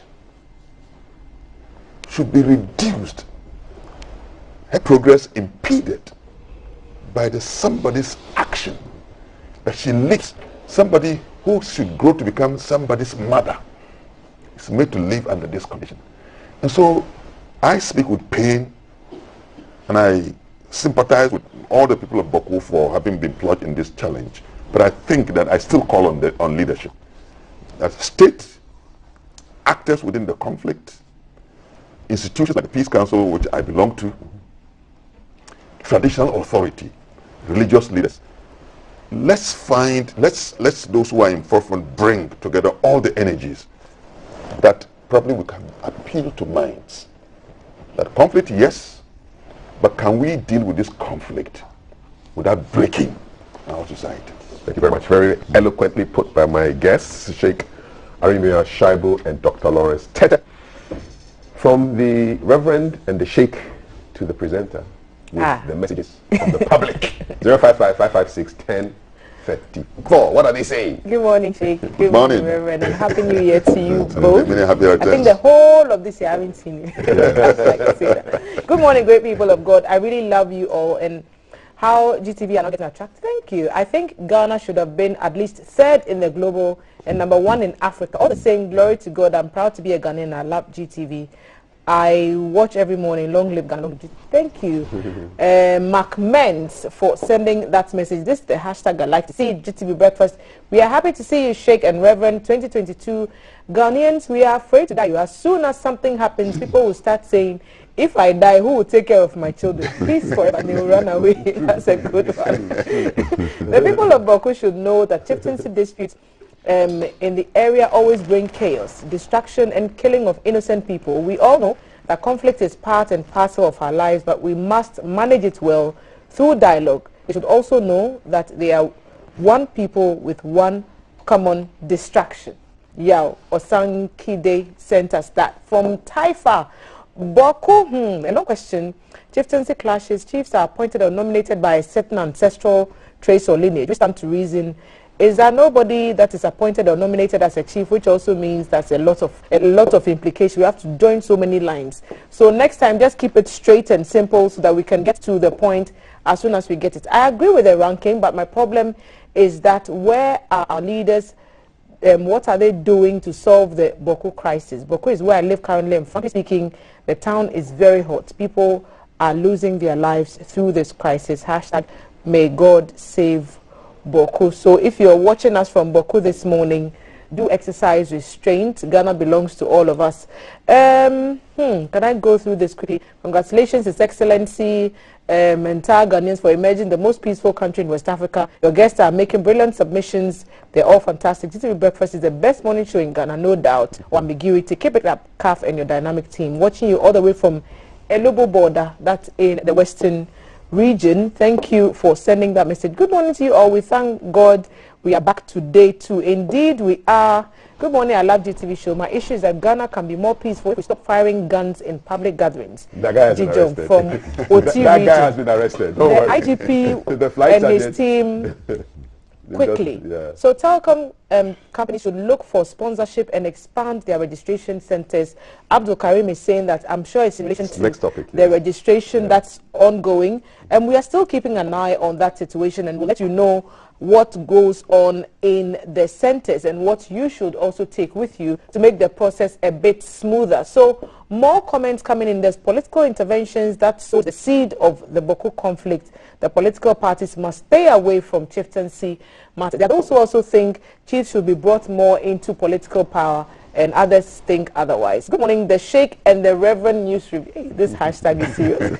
Regardless of our differences, religiously, ethnically, politically, gender-wise, etc., I believe our revered rank has been so because of that part of the pledge. And I pledge myself in all things to uphold and defend the good name of Ghana. So help me God. We love ourselves in spite of differences. Mena from New Edubia say thank you for sending us that, a regular contributor to the show. Really? I'm not at liberty to read some of your views because I cannot authenticate what you're saying. So good morning, GTV crew. Good morning to your wonderful panelists. I will again urge them to keep us all on our toes, because not all Ghanaians like peace. Some take delight in chaos and will never care what happens to the peace of Ghana. Let us all guard against discrimination in our workplace and schools as well. Danny from South Dai sent us that message. Thank you for sending those questions. The other stations must learn morning shows from GTV. Thank you for your non-political show. Ali from Tamale. Thank you, Ali, for sending us that message. Don't worry, we are the station of the nation. So we are there. Not free though. You think. we are there. So let them tell us what they think. I'm going to try and navigate to the live stream, but I'll hand over back to you guys so you share your thoughts on what we've heard from our viewers so far. Okay. Then perhaps when you come back, we'll look at what they're saying on Facebook. Let me put you on the spot. Can you say the pledge or sing it? Sing. Sing it, yes. In this voice. The singing will help you. I promise to be faithful and honor to Ghana. I pledge myself to service of Ghana with all my strength and with all my heart. I promise to hold in high esteem our heritage won for us through the blood and toil of our fathers. And I pledge myself in all things to uphold and defend the good name of God. So help me. Oh, quick. This is an orchestra. It's good. We got it. Yes. If the recitation is harder than the singing, so let me give you a tip. If somebody says, "Can you recite the pledge?" Think about the song. You think about the song, you remember it. Just sing it. So thank you so much. Tell them. My mother was a fantastic singer. With the Methodist Church. And with Willow too, right? Yeah, with Willow too. So Charlie, powerful. Wow. On both all angles. Okay, good. 055-556-1034 for the pledge to SIM card registration, because I just don't understand why people have to wake up so early in the morning. Today I interviewed somebody and he says people get to the telcos as early as 3 a.m. because they want to avoid the rush for the harmonization of the SIM cards with the national identity cards. The deadline is in March, but people are besieging telco centers for SIM card re-registration. Ghana is a country of re-registration. We are always doing registration, re-registration, re-registration. Let me read a couple of the lines in the story. Hundreds of people continue to be in long queues at various telco centers in Accra to have their subscriber identification module cards. That's what SIM stands for, registered. This comes after the government's directive for all SIM cards to be registered within a period of 6 months from October 31 to March 31 using the Ghana card. So the Ghanaian Times visited telco centers including MTN, Airtel, Tigo, Vodafone in Accra yesterday. Long queues. People have been there as early as 3 a.m. Yeah, that confirms exactly what I said when I interviewed somebody this morning. They complain about the stress they have to go through to have their SIMs registered. Say that they've been there the previous days, never got their cards registered. And it's almost like people are going to vote. I just don't understand this whole business. Dr. Tete, why are we always having to queue? I thought we had everything this, that, digital this, digital that. Why can't we just harmonize this thing on our phones? You know, I think we overcomplicate issues. Simple things that should be done. Yeah. I mean, and sometimes I do the comparison because a greater part of my life I live in Europe. Things are done in decorum. The problem we have here in Ghana is that when people are supposed to be doing things, they think they are doing you a favor. You have to go to certain hospitals or go to certain courts and see the way certain staff behave. What is supposed to be straightforward thing, they make it so complicated. And a lot of people who are sitting doing practically nothing. Trust me, it is because the structures are not in place. If the structures are in place, this is a simple exercise. Yeah. This is a simple exercise. Some of this exercise should be done over the phone, on your on SMS. The tablets, on our mobile phones. Yes. So our human resource must be managed very well, because some of these chaos are very unnecessary. I've been to some of those centers, and sometimes you wonder why the thing. And there are people who are just idling around doing practically nothing. So we need to get to our work ethics. There are people who are happy to be supervisors, to be employees and things, and what they get excited about is showing off that I'm in charge of your life, but rather not doing the work. So I think we need our management process is very important. Very, very important to manage the situations well. I'll get to you shortly, Sheikh, but we do have Ahmad J on the ground at one of these centers.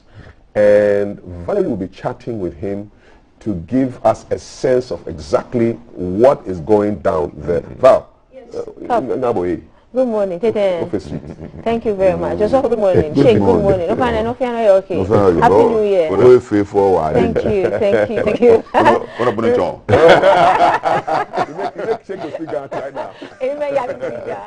So yeah, we're going to go to Jay. Jay is at one of the centers in Osu where the SIM card registration is currently ongoing. So we're going to go to him and generally gauge the reaction and see what's happening when it comes to the registration. Good morning, Jay. He's on our screens now. Good morning, Jay. What's happening? What can you report? There he is. All right, thank you so much, Val. Good morning, everyone. It's still hashtag GTV Breakfast. This morning, I'm at the MTN retail office here at the Dankwa Circle area here in Osu, and we are here about concerning the Ghana card, SIM card re-registration for customers. What's happening right now is we are just checking out, looking at the queues that have been forming as a result of this exercise. It will interest you to note that earlier this week, one of the producers on the show, I'm not going to mention names, but Cynthia knows what I'm talking about, tried to re-register the SIM we use for our WhatsApp and all that. And she got here, saw the queue. It was a quick return journey back to GBC. So we're here this morning finding out why there's so many people, trying to re-register their card, even though the exercise is ending in March. We all know the directive was given that started on October 1st last year, and it's going all the way to March. But for some people, I think they're avoiding the rush, and they decided to come early this morning to avoid all that. And I must say, with the COVID cases also increasing on a daily basis, at the moment, there are 13,576 active cases. I must commend the MTN team here for enforcing the COVID protocols, even though they haven't officially opened. They'll open at 8. And for most of the people here, some of them are also following the protocols, wearing their nose mask and all that. And for some people to not, as you realize, it's not always the case for a lot of people, because you always have a few people who are not going to follow the protocols. I have with me a gentleman here who arrived yesterday, but has come back this morning, to also have a SIM card re-registered. So I just wanted to pick his brains a bit and find out why he has come, even though he has seen the queue, why is he here, and will not wait and let the queue go down before he comes back another time to do it. Good morning, sir. You are welcome. Good morning. Sir, please, your name. My name is Christian Dafomi.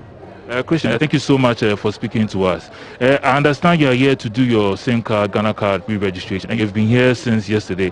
What can you tell us? Anyway, I was here yesterday to make registration, but all of a sudden I've forgotten my digital address. So they asked me to come this morning. So I brought the digital address, coming to do my registration. You need your digital address before you can do. Oh, okay. Without the digital number, you can't make this. There's a little bit of arguing and confusion going on in the background at the moment. I think some people want to cross the queue and all that. So looking at the queue and all that, didn't you want to go and come back perhaps another time instead of today? Oh no, today because I'm not well. I'm a old man, so I can't go and come. I can't go and come. Thank you so much. I wish you all the best in your registration. Okay, so I'm trying to speak to another person, and you can tell there is a bit of confusion developing. I don't know if some people are trying to cross the queue or what, but this is what is happening presently. Let me just speak to one gentleman over here. Good morning. Good morning. Please share your name. I'm Ruben. Ruben. So what's happening right now? Why all this commotion? You guys were standing here all calm, and what's causing the commotion right now? The commotion is that some people came here yesterday. They were in a queue and it didn't reach their turn. So they were asked to go home, and they were given some numbers to come the following day. So that's why they are here. And the people to that, some of us came around 3 a.m. And when they saw that the people are about to start and they are coming in, they are saying since they came yesterday, they should have joined the line, because people came during the dawn and they to come in queue. Yes. So considering all this, how come the exercise is ending in March? Yes. You know this. So why are you here this early? Maybe you have seen the queue. So why don't you go and come back another time? going and coming back another time to, I have time. Today is my next time, so I have to come and do, because if I wait for the last time, last days are dangerous, and there'll be a queue. It's so much that you can't even stand. So the earlier the better. When you do it the earlier, you are free to go.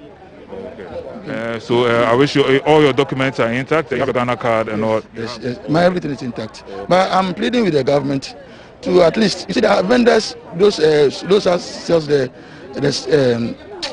how do you call it? The network cards, those that sells them. Why don't they go to them so that they will be doing it for the people in their communities or in their areas, but not to come and join. See, yesterday there was a fight here, and this is causing commotion, it's causing confusion all over. And in this another year, when something is being done, there has to be a queue. There has to be a queue all over, and it is a time for people to go and work. And I hear just because of this SIM card registration. So we are pleading that if they can train those that sell the MTN cards or whatever they sell, so that they'll be registering the people within their electoral areas or within their places where they stay. That would be much better. Yeah. So Ruben, thank you so much, Ruben. Ruben raising a lot of salient points.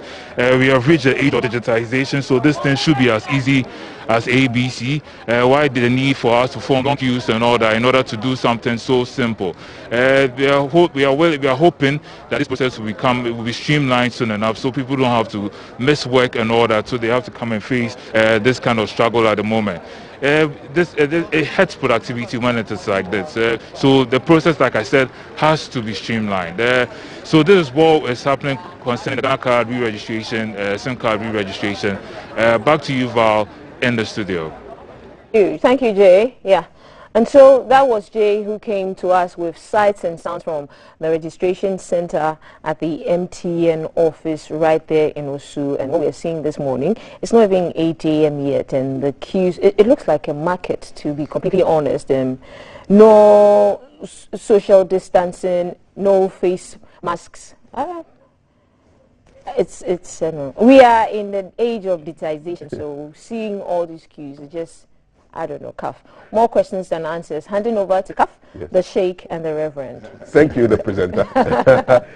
I just don't understand it. So recently, I was just going through my social media, and somebody said, hey, you want to pay for your Ghana Post letterbox? Use this code and thank me later. So I checked the code out. *447 *160#. Boom. I was able to pay for my letterbox. I didn't go to the Tishiningwa post office for anything. Everything was just done there on my phone. I'm in a digital age. And then recently I decided that I needed to harmonize my SNIT with my Ghana card. So I just went and did the same thing. I did it on my phone. And they said, hello, Robert. That's one of my names. Hello, Robert. Your NIA number has been merged with your SNIT number. For further information, please visit the nearest SNIT branch or email us at... I just did that on my phone. Sheikh, I mean, how? Yeah, I mean, it's chaotic. I mean, when you are selling or you are providing service to an overwhelmingly huge numbers, what you need to do as a service provider is to understand the crisis of dealing with huge numbers and plan. Because it has to do with suitability, convenience, safety, and comfort of the people that you are dealing with. So the situation we are seeing that is a clear manifestation of lack of planning. You see, currently one of the things that information that I have had is with the COVID situation, the Ministry of Health is extending its service. For example, creating vaccination centers in mosques, for example. And for me, that is creative.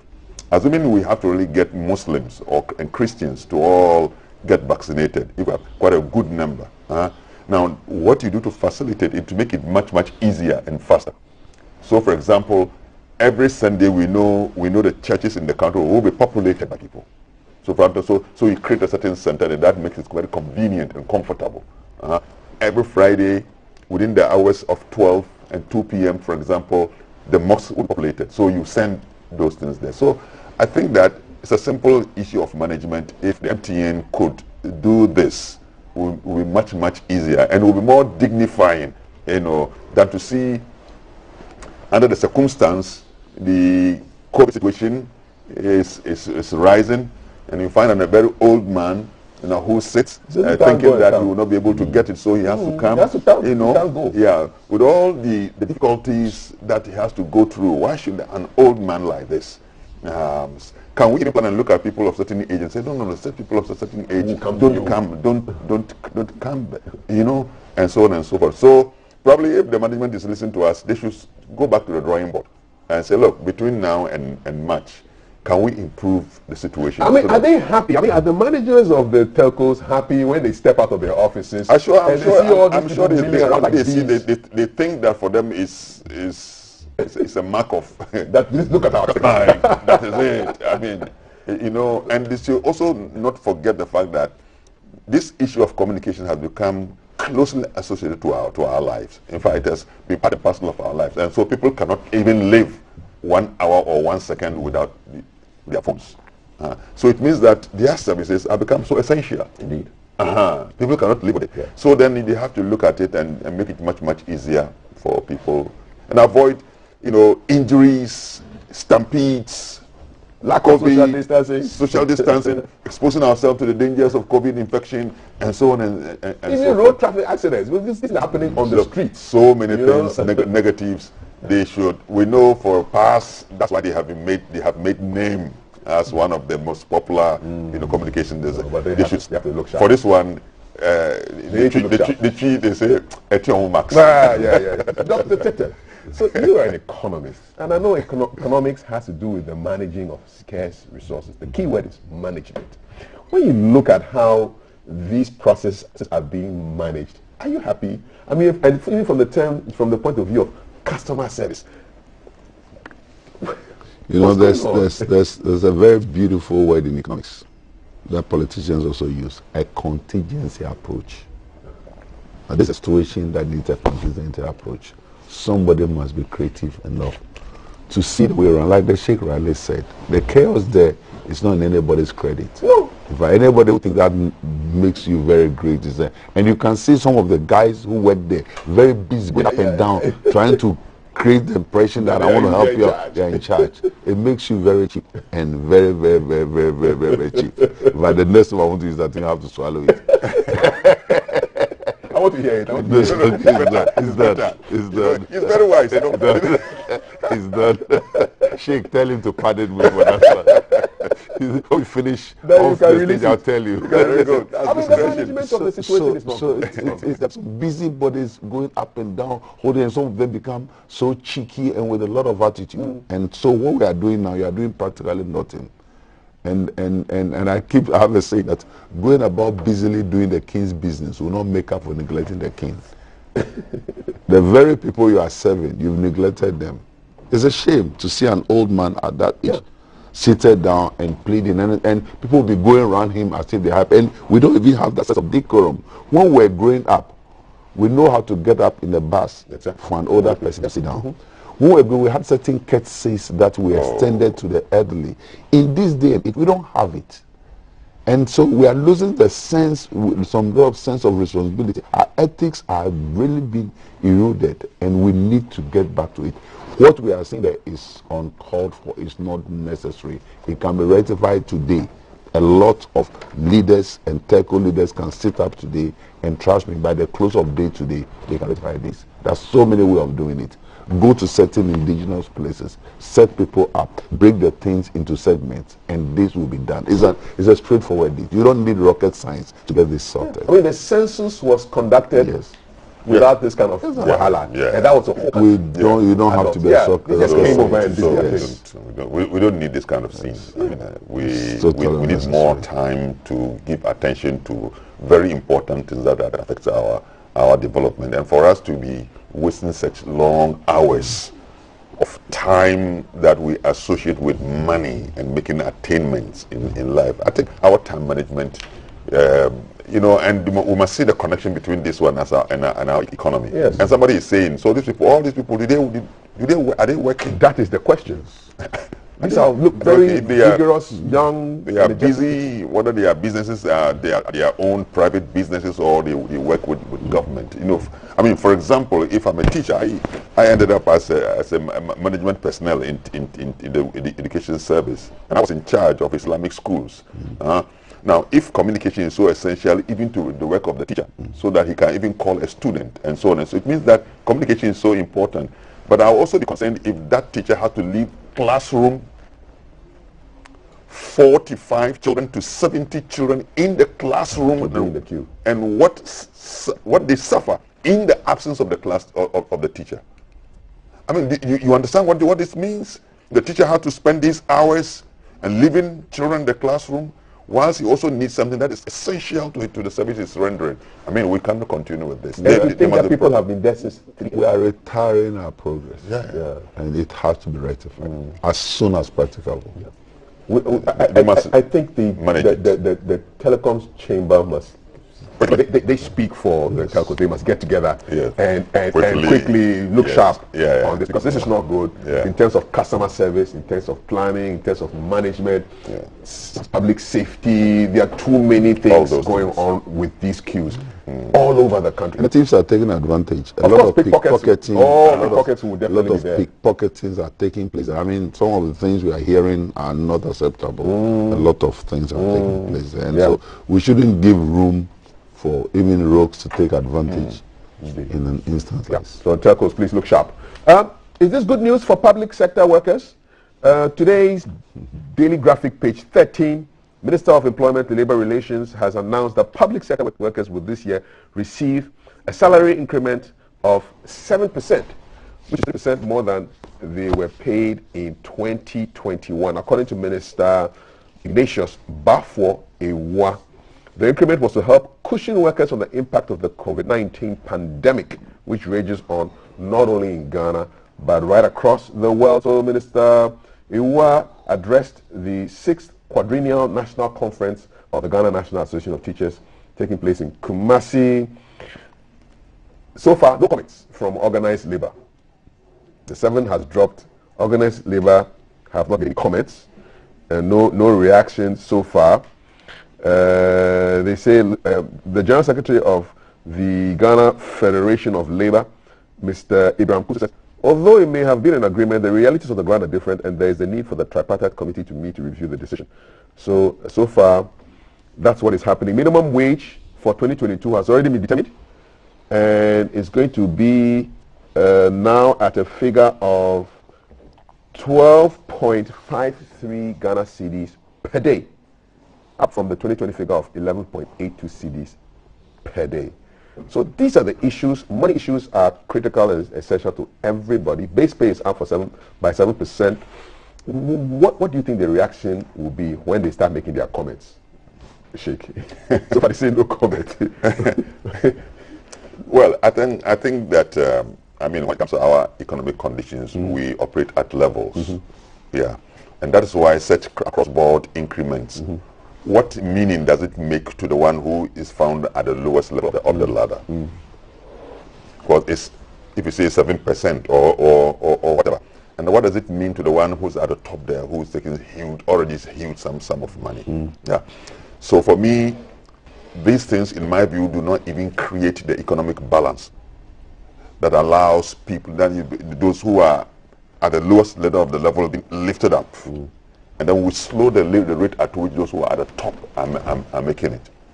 Look, this world, God has created this world with resources enough to reach everybody.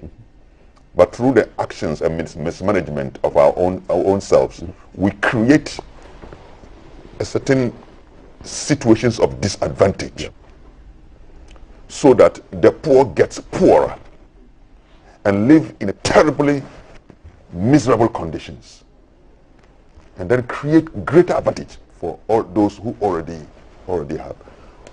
But God intends to create its balance through the actions of men who have been put in places of to manage issues. To manage issues from the family level to social community level to state level. That's why leaders are held responsible on the day of judgment, as I speak from a religious point of view. Any person put in a place of position has been placed there by God for a reason, and placed larger tract of community under his care. If you mismanage and you don't give them their due, you have mistreated them. On the day of judgment, you stand accountable before God. And like we said, we are all shepherds, and us are flock put under our stewardship. So I call on those who manage our resources to look at what we do in terms of such increments to really, accelerate the rates of the balance that we want. So that those who are at the lower level can come up. Some relief comes to them, and those we slow down. I insist that we slow down the rate at which those who are making. Look, our parliaments, with all due respect to my parliamentarians who are my friends, when it comes to ex gratia, they are all one, and they keep on taking ex gratias continuously. You are talking about those who are, is this office 71? Article 71 office holders. And look at the monies that they are, And so if you have all these things and the biggest advantage goes to them, what meaning does it make to the one who is the laborer, if you like, laborer, the office, who has huge family sizes, and yes, he's taking this. So you want more equity? Equity. All right. Yeah. As an economist, break these things down for us. I mean, what does this mean? Base pay up for 7%, minimum wage, Dr. Tete. Kafui, if you are receiving 1,000, 7% at 70 Ghana cedis. What is that for someone? And like Sheikh rightly said, 70% is a drop in the ocean for certain people. 7%, yeah. 7% is 70 Ghana cedis. So what they've done is that they've added 70 Ghana cedis to your 1,000. To your 1,000. So this is not the news. People are suffering. We need to come to that place where we become sensitive to the plight of a lot of people. There are a lot of these gentlemen and men we are giving these 70 cedis to, whose children are going back to school now. They didn't make the grades they needed, so they have to pay even in universities. And that is why we increase the corruption. Because when the person doesn't get enough to live on, he will end up becoming so corrupt to make sure he amass wealth from elsewhere, and then they'll be touching things. Some of these oil leaks and some of these people pilfering and stealing from certain politicians still, they will not have trustworthy people. I say this thing, I always go back to Europe where I've lived for a long time as an example. You can't bribe a policeman. When a policeman stops you and you cross the law, you face the full rigor of the law, unless he decides to pardon you. Do you know any Ghanaians who try to bribe police officers? Oh, come on. It goes without saying. And then they smell pepper. It goes without saying. They tried it. They brought their Ghana business there. You see, so I've known people who are in trouble today because they attempted to bribe the policeman, and they're in trouble. I know, I can tell you that. I'm a pastor. We've been to prison to visit people. Wow. You see, so the police get enough, the money is enough, you'll be a very greedy person to say you are collecting money. And the kind of money you want to give the police has it. But look at our Ghana police. Sometimes it's as demeaning as 5 cedis somebody will take from you. And if you look back, even though we try to look at them and try to accuse them, it's because some of us are so selfish and greedy that we have amassed so much. And then some people have so little. And so they are forced. The reason why a lot of houseboys and a lot of drivers and a lot of people are stealing is because of the lack of money. They see what their masters are making.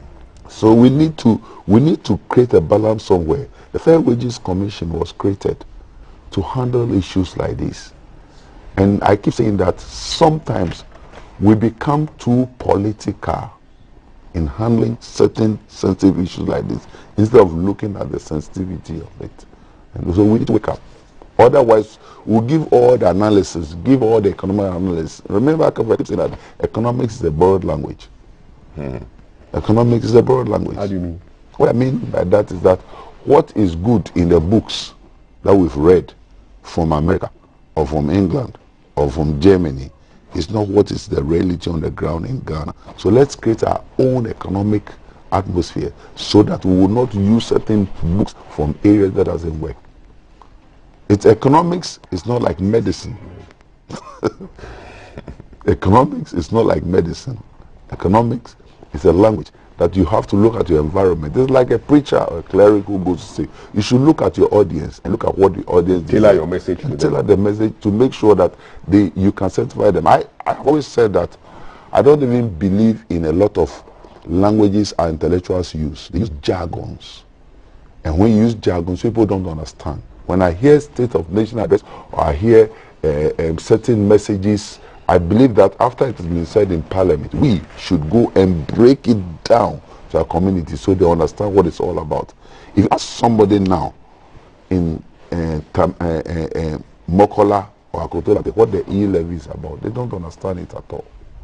So some parliamentarian with a selfish interest can incite anybody. They go and do choboy about it, fight without understanding why they are fighting. We become partisan on it, but we don't even understand what it is. So we need to break the languages and let it come to that level where every Tom, Dick, and Harry understand it. I don't believe in jargons at all. So let's try and break down one of the jargons. So this idea of the minimum wage, does it make sense in Ghana? Where they say minimum wage is what? Now that our current minimum wage is what, 13, is going to be 13.53 cedis per day. Under normal circumstances, it's supposed to make sense. The wages are classified by our resources, the workforce, and what we earn. And so they should be able to calculate in such a way, like he rightly said, that there must be equity. It must come into a level where everybody in the community will feel the impact of the resources we have. Not that we pack the resources and we give some people, they get some more. There are people who are receiving so much and the workers are receiving very little. And so we must be sensitive. And we come back to economics thing again. Otherwise, I'll be speaking jargons, and that's all we do. We are in the classroom at all. We must break it down to a place where this thing must have effect. I think that if we break it down well to our community, 70 cities more, it's no big deal at all. Because that's a breakdown. Yes, the breakdown. If you were earning 1,000. 70 cities is what is being added to your 1,000 cities. If you were earning 1,000. Yes. Because if you're earning 500, that's 35. That's 35. So in effect, it's nothing. Whereas people are blowing a lot of monies on lunch. Blowing monies on lunch, blowing money on dinners, blowing money on protocol, blowing money on session. Whereas people are using 5, 6, 7 cars at a time. And even a fuel alone on those things, the effect. So we need to be very sensitive. And the reason why most of our people down there are corrupt is because they are not being treated fairly. Okay. All right. Let me see if I can read a couple of comments before we wrap up. I'll end with your thoughts on our pre-AFCON match, Algeria versus Ghana. It was some small 3-0, but I'll end with your thoughts on that. So Thelma will be coming up just to read a couple of quick messages, and we'll wrap up the headlines. There's an interesting conversation that is going to be coming up pretty soon on the majority's approach in the 2022 Parliament. But before that, I'm going to get Thelma on 055-556-1034. She has your messages in the palm of her dainty hand. Yep, I do. Yeah. Go ahead. Which is transferred to the giant screen so that everyone can see. We are using technology. Yes. There's a few complaints about juju. That's a good one. Modern juju is good when it comes to technology.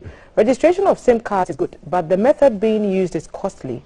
Do I leave work and go and queue for the whole day just to register my SIM? Please, let us make good use of technology, Ali. I'm reading that because of the comment you made about technology being juju. So I know people who are leaving babies at home to go and queue for this. And the question on most minds is, what happened to the data with the NIA?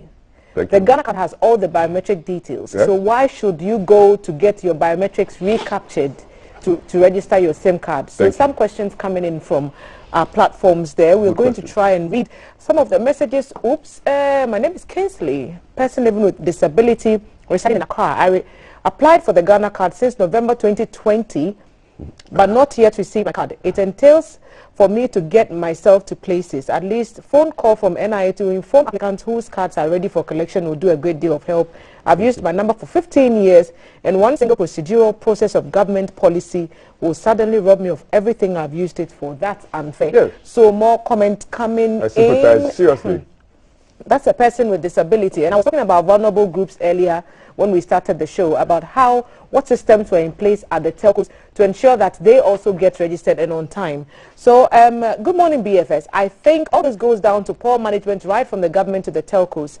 I remember some time back we used to register our SIM cards right at where we buy them. I mean the Momo guys. They ask for your details and within some minutes you're good to go. What are our leaders hiding from us?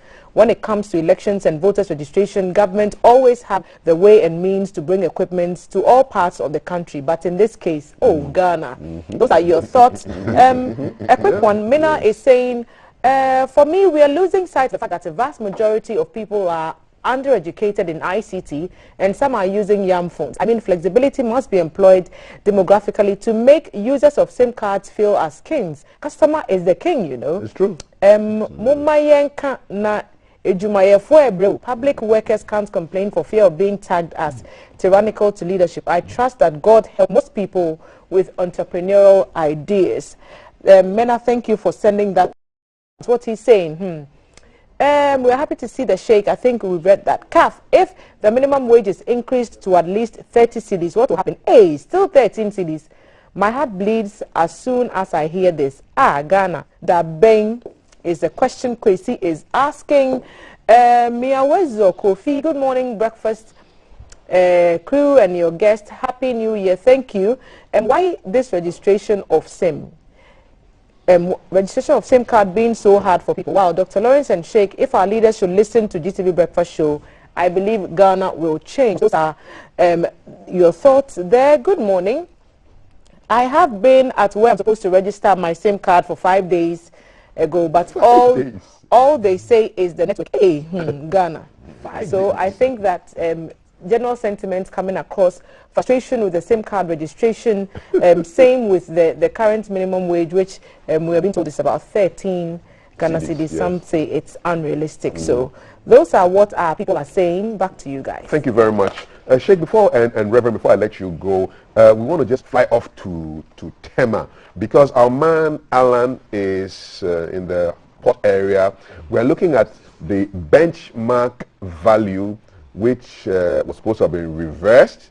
It's currently on hold for 24 hours. It affects the work of freight forwarders and the shipping community, and there's been some disagreements on how things should go. So the Association of Ghanaian Industries, Importers and Exporters Association, are disagreeing on the reversal of the benchmark values. You know, this was supposed to make things better for domestically produced goods and make imports a bit more expensive. But some people have already put their import documentation through, and it was going to make things seriously expensive for them. Our man Alan is in Tema, and he should be coming through any moment now to help us with the conversation in Tema. Alan, good morning. Where are you? What can you report?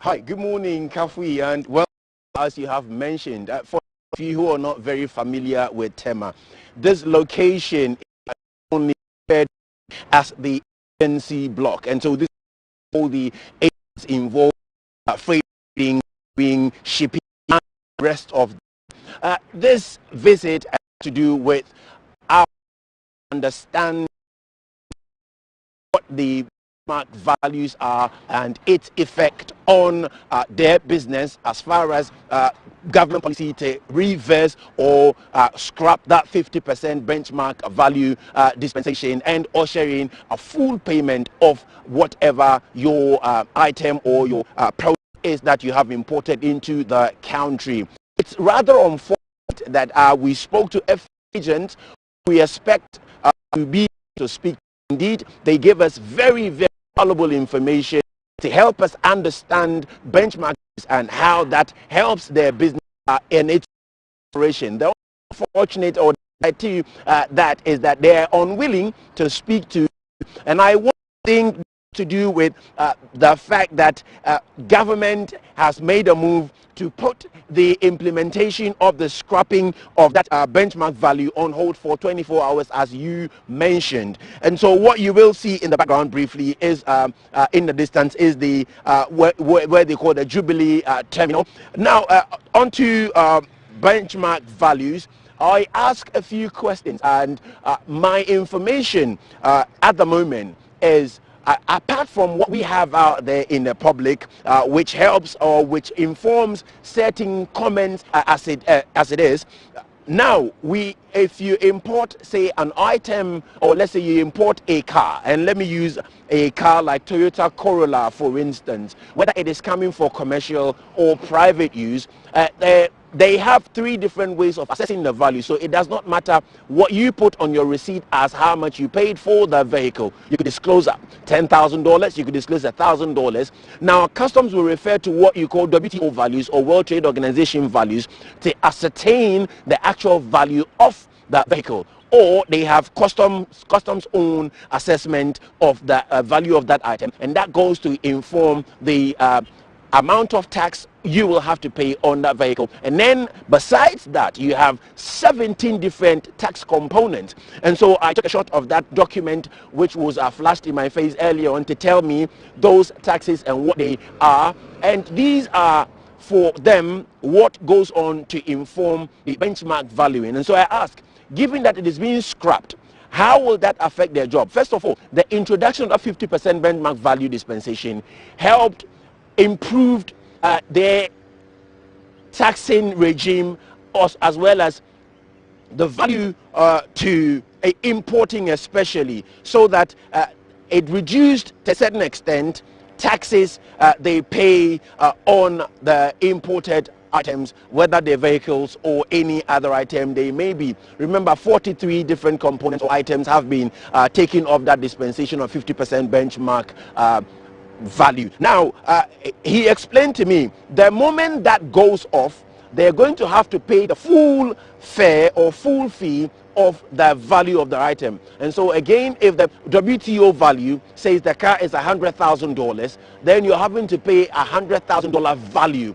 plus freight and insurance.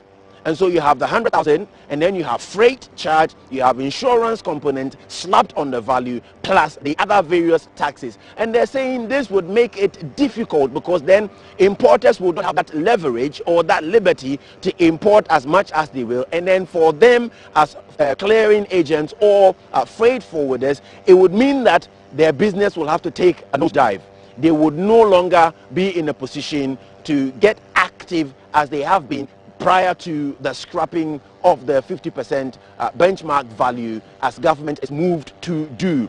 I also asked him whether or not he is aware that people have a way, it is said that people have a way of even beating the benchmark value so that they could get away with the actual disclosure. And he says, given what regime there is currently in place, it would be unthinkable to even imagine that someone could get away with any such thing, because then they refer to 3 different streams before they are able to determine what you pay relative to taxes, or even to ascertain a value for your item.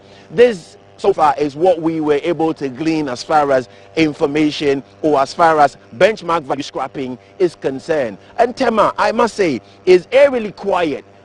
Whereas others may expect that perhaps our arrival here would meet a kind of convergence in protesting, people are getting about their business quite normally, and some even expressed how they have not been affected so gravely with the implementation as it was set for the 4th of the month, and for them, they're still waiting to see how it goes from here. This has been Keep an Eye. This has been Keep an Eye, coming to you live from the Jubilee Park in Tema, and what you can see is in the distance is the harbour fully in operation. Thank you very much, Kafui, and over to you in the studio. Oradon, thank you. Ola, Alan, thanks a lot. So that was maybe the calm before the storm with this benchmark policy issues. 17 taxes. Yeah, it's very interesting. I know my guests would have had a lot to bite on this. We don't really have much time, but just concluding remarks before we go. That we should be very mindful in our approach to this. I mean, sometimes these are very insensitive ways of handling things, and we should still not be political when we're doing this. There are a lot of brains we have on the other side. Let's come together. A consensus will solve this problem. This is not an issue. It's not an issue. Bring minds together to solve. Briefly, Sheikh. Yeah, I think there's something I call, policy literacy. Yeah. I think any time government wants to bring about it, and it touches the sensibilities of the people, let's do the education very well. Okay. So that sometimes there are good intentions behind policies, but when they are not understood, they are seen more in a negative sense. That is why that education is so important. Don't never underrate the need for understanding. Okay. And once you solve that one, you find the cooperation that you need. Awesome. Black Stars, can we do it? Our first game is on Monday against Morocco. Very possible. Yeah. I always want to see Black Stars win. It's very possible. It's possible. It's possible. Awesome. Thank you very much, Sheikh. Arimi Al-Shaibu is the spokesperson for the National Chief Imam, and Dr. Tete is the founder, president of the Worldwide Miracle Outreach. Our listeners and our viewers love you to bits. Thank you very much. Keep doing it. God bless you. Yes. Congratulations, my Sheikh. Congratulations. One Ghana. Yes, indeed. All right. Happy New Year. Happy New Year to all of you. To all of us. Yes. Our regards to all your families, Fatima and her siblings, Thanks. and your family as well. Yes. Great. So coming up, we have a conversation on the majority's approach in the 2022 Parliament. Remember, tomorrow is Constitution Day, 7th January. Our fourth holiday for the year, and it's only 7 days old tomorrow. So who will be speaking with Thelma? We have the Honorable Habib Idrisu, Second Deputy Majority Whip, MP for Tolon. We're having a conversation on how the majority intends to approach issues in the House. And then we also have What's on Your Mind, when we're wrapping up today's program, where we'll open up the phone lines for you to just free your mind and tell us what's on your mind. So that's coming up. You're watching GTV, hashtag GTV Breakfast. We are across social media, live on Facebook and live on YouTube as well. My name is Kaf. Stay with us. The conversation on the majority and how they intend to deal with issues in the Parliament kicks off after this. Don't go anywhere. Good morning.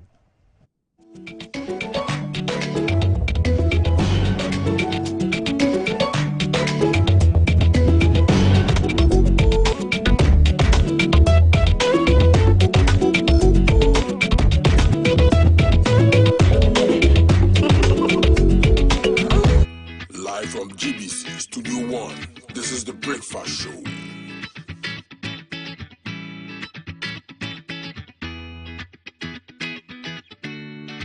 Good morning, my neighbors. Good morning. Good morning, everyone. Good morning. It's a good morning, and we serve you breakfast. Not just any breakfast. Sizzling healthy. Yeah, all the time. Okay, let's take a peek. I brought my spine. There are certain things that we do to help the children with their brushing. And there's much more on offer on GTV Breakfast. You want it served buffet style? On-site restaurant. Complimentary breakfast? Off of your plate chicken vegetables. So in my lifetime, I haven't seen Ghana Black Stars win an African Cup. Can I show what is written on the box? Yes, definitely. Where's the camera? Just stand and turn. So what's your pleasure than Botras, yeah? At that time of the morning.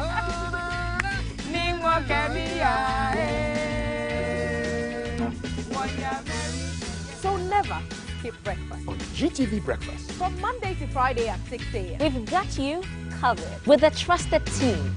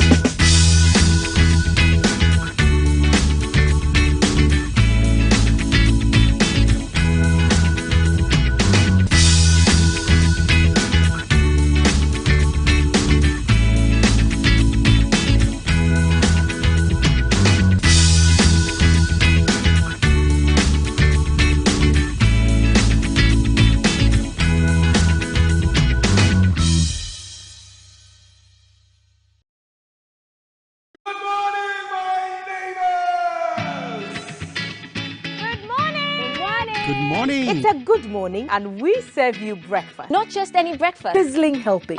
And there's much more on offer on GTV breakfast. So what's your pleasure than Votrasia at that time of the morning? You want it served buffet style, complimentary breakfast? On-site restaurant? Majority, on the other hand, feels that the minority wants to stifle government business. And so, what will the majority's approach be in handling government business in the House when it resumes on the 18th of January? Are we going to see more of some of the scenes you're seeing on the screen as we've seen in the 8th Parliament before it went on recess? The scenes that we saw on January 6th and the scenes that we saw on December 23, are we going to see more of that? And how does the majority intend to approach issues going forward? We'll be looking into those matters as we seek answers to whether the script will be rewritten or whether there will be a repeat. Is there going to be an attempt to regain the confidence of Ghanaians is what some are asking. And at the table this morning to help us understand the majority side of the argument is the Honorable Habib Idrisu, second Deputy Majority Whip. He's also MP for Tolong. Honorable, good morning. Good morning. Great to have you. Happy New Year. Same to you. I hope your break was good. Yes, yes. It's still good because you have not resumed parliamentary duties yet. And we're still doing the parliamentary business, going back to our constituency, interacting with our people. You know, it's good. So I'm just going to put you on the spot with this one, as Valerie loves to do to our guests. Last year at this time, January 6th, what was going through your mind? Because this was the morning before the evening of the scenes that we saw with the election of the speaker and the snatching of the ballot box and the voting and all that culminating in the scenes that we saw and the harsh criticism that it received. What was going through your mind? Yes, good morning to your viewers and listeners. In fact, the January 6th, in fact, that day, I was already appointed a deputy whip. So we were planning and thinking as to how the swearing-in of the 8th Parliament on the 7th of January 2021, and to also make sure that we whip our members and make sure that the speakership as it's rightly be. Our choice was actually favored. So on the morning of January 6th, I think we were having a meeting in Alisa Hotel. We were all planning because it is the eve of the 7th that the swearing in of the 8th Parliament commenced. So it was an interesting day. The morning was good, and until it got out of hand in the middle of that morning of the 7th on the election of the speaker. I wouldn't say because now if we are saying that it was a regrettable event, people are saying that it kept happening. That's the beauty of democracy. The nature of this parliament and what actually is happening in this parliament is expected, because this is the closest that it has ever happened in the history of this country, that the minority have 137 seats, the majority or the MPP also have 137 seats, and then there is an independent candidate or MP who decided to do business with the government. This is the closest that it has ever come in the history of this country, and because of this closest nature, it is expected that a lot of things, or some of the things that is happening now, was expected to happen. Did you expect the things that happened the night of January 6th, leading up to the morning? First off, walking into the chamber, the NDC sitting on a side of the house you disagreed with, and then the arguments that followed about a couple of hours or more that followed, that culminated in the actual election of a speaker, and then that led to whipping, and there were calls for people to show the whips the votes, which was being counted by the other side, and then the election of the Right Honourable Oban Bagbin as Speaker. Did all that come as a surprise to you? Because you're talking about things that we should have expected, but did you expect these things to happen on the night? In actual sense, you will not actually downplay its sense of existence, that it was meant to happen. The first that the NDC have made it clear that they were actually featuring a candidate for the speakership. That in a sense that it means that it was going to be an election. And because there was going to be an election, there was going to be a battle as to who win the speakership. Mind you, that before we get in there, the independent candidate did not make his stand clear as at then, because we had 137 in MPP, 137 in the NDC, and they were all featuring candidates. So it was now the battle as to who win. So going into the chamber that day was expected that when we go in there, it was not going to be an easy task, that because they were also putting an experienced parliamentarian, let me just say it, from 92, the current speaker, Alban Babin, had been a member of parliament. He has friends, you know, he has been a minister, he has been minority leader, he has been majority leader, you know, so he had friends across both divides, and where we were also bringing in the Right Honourable Speaker then, Michael Quay Jr. So we expected that it was not going to be an easy task for us to be able to get the speakership election. And at the end of the day, we all saw what actually happened. It was a regrettable event that has happened.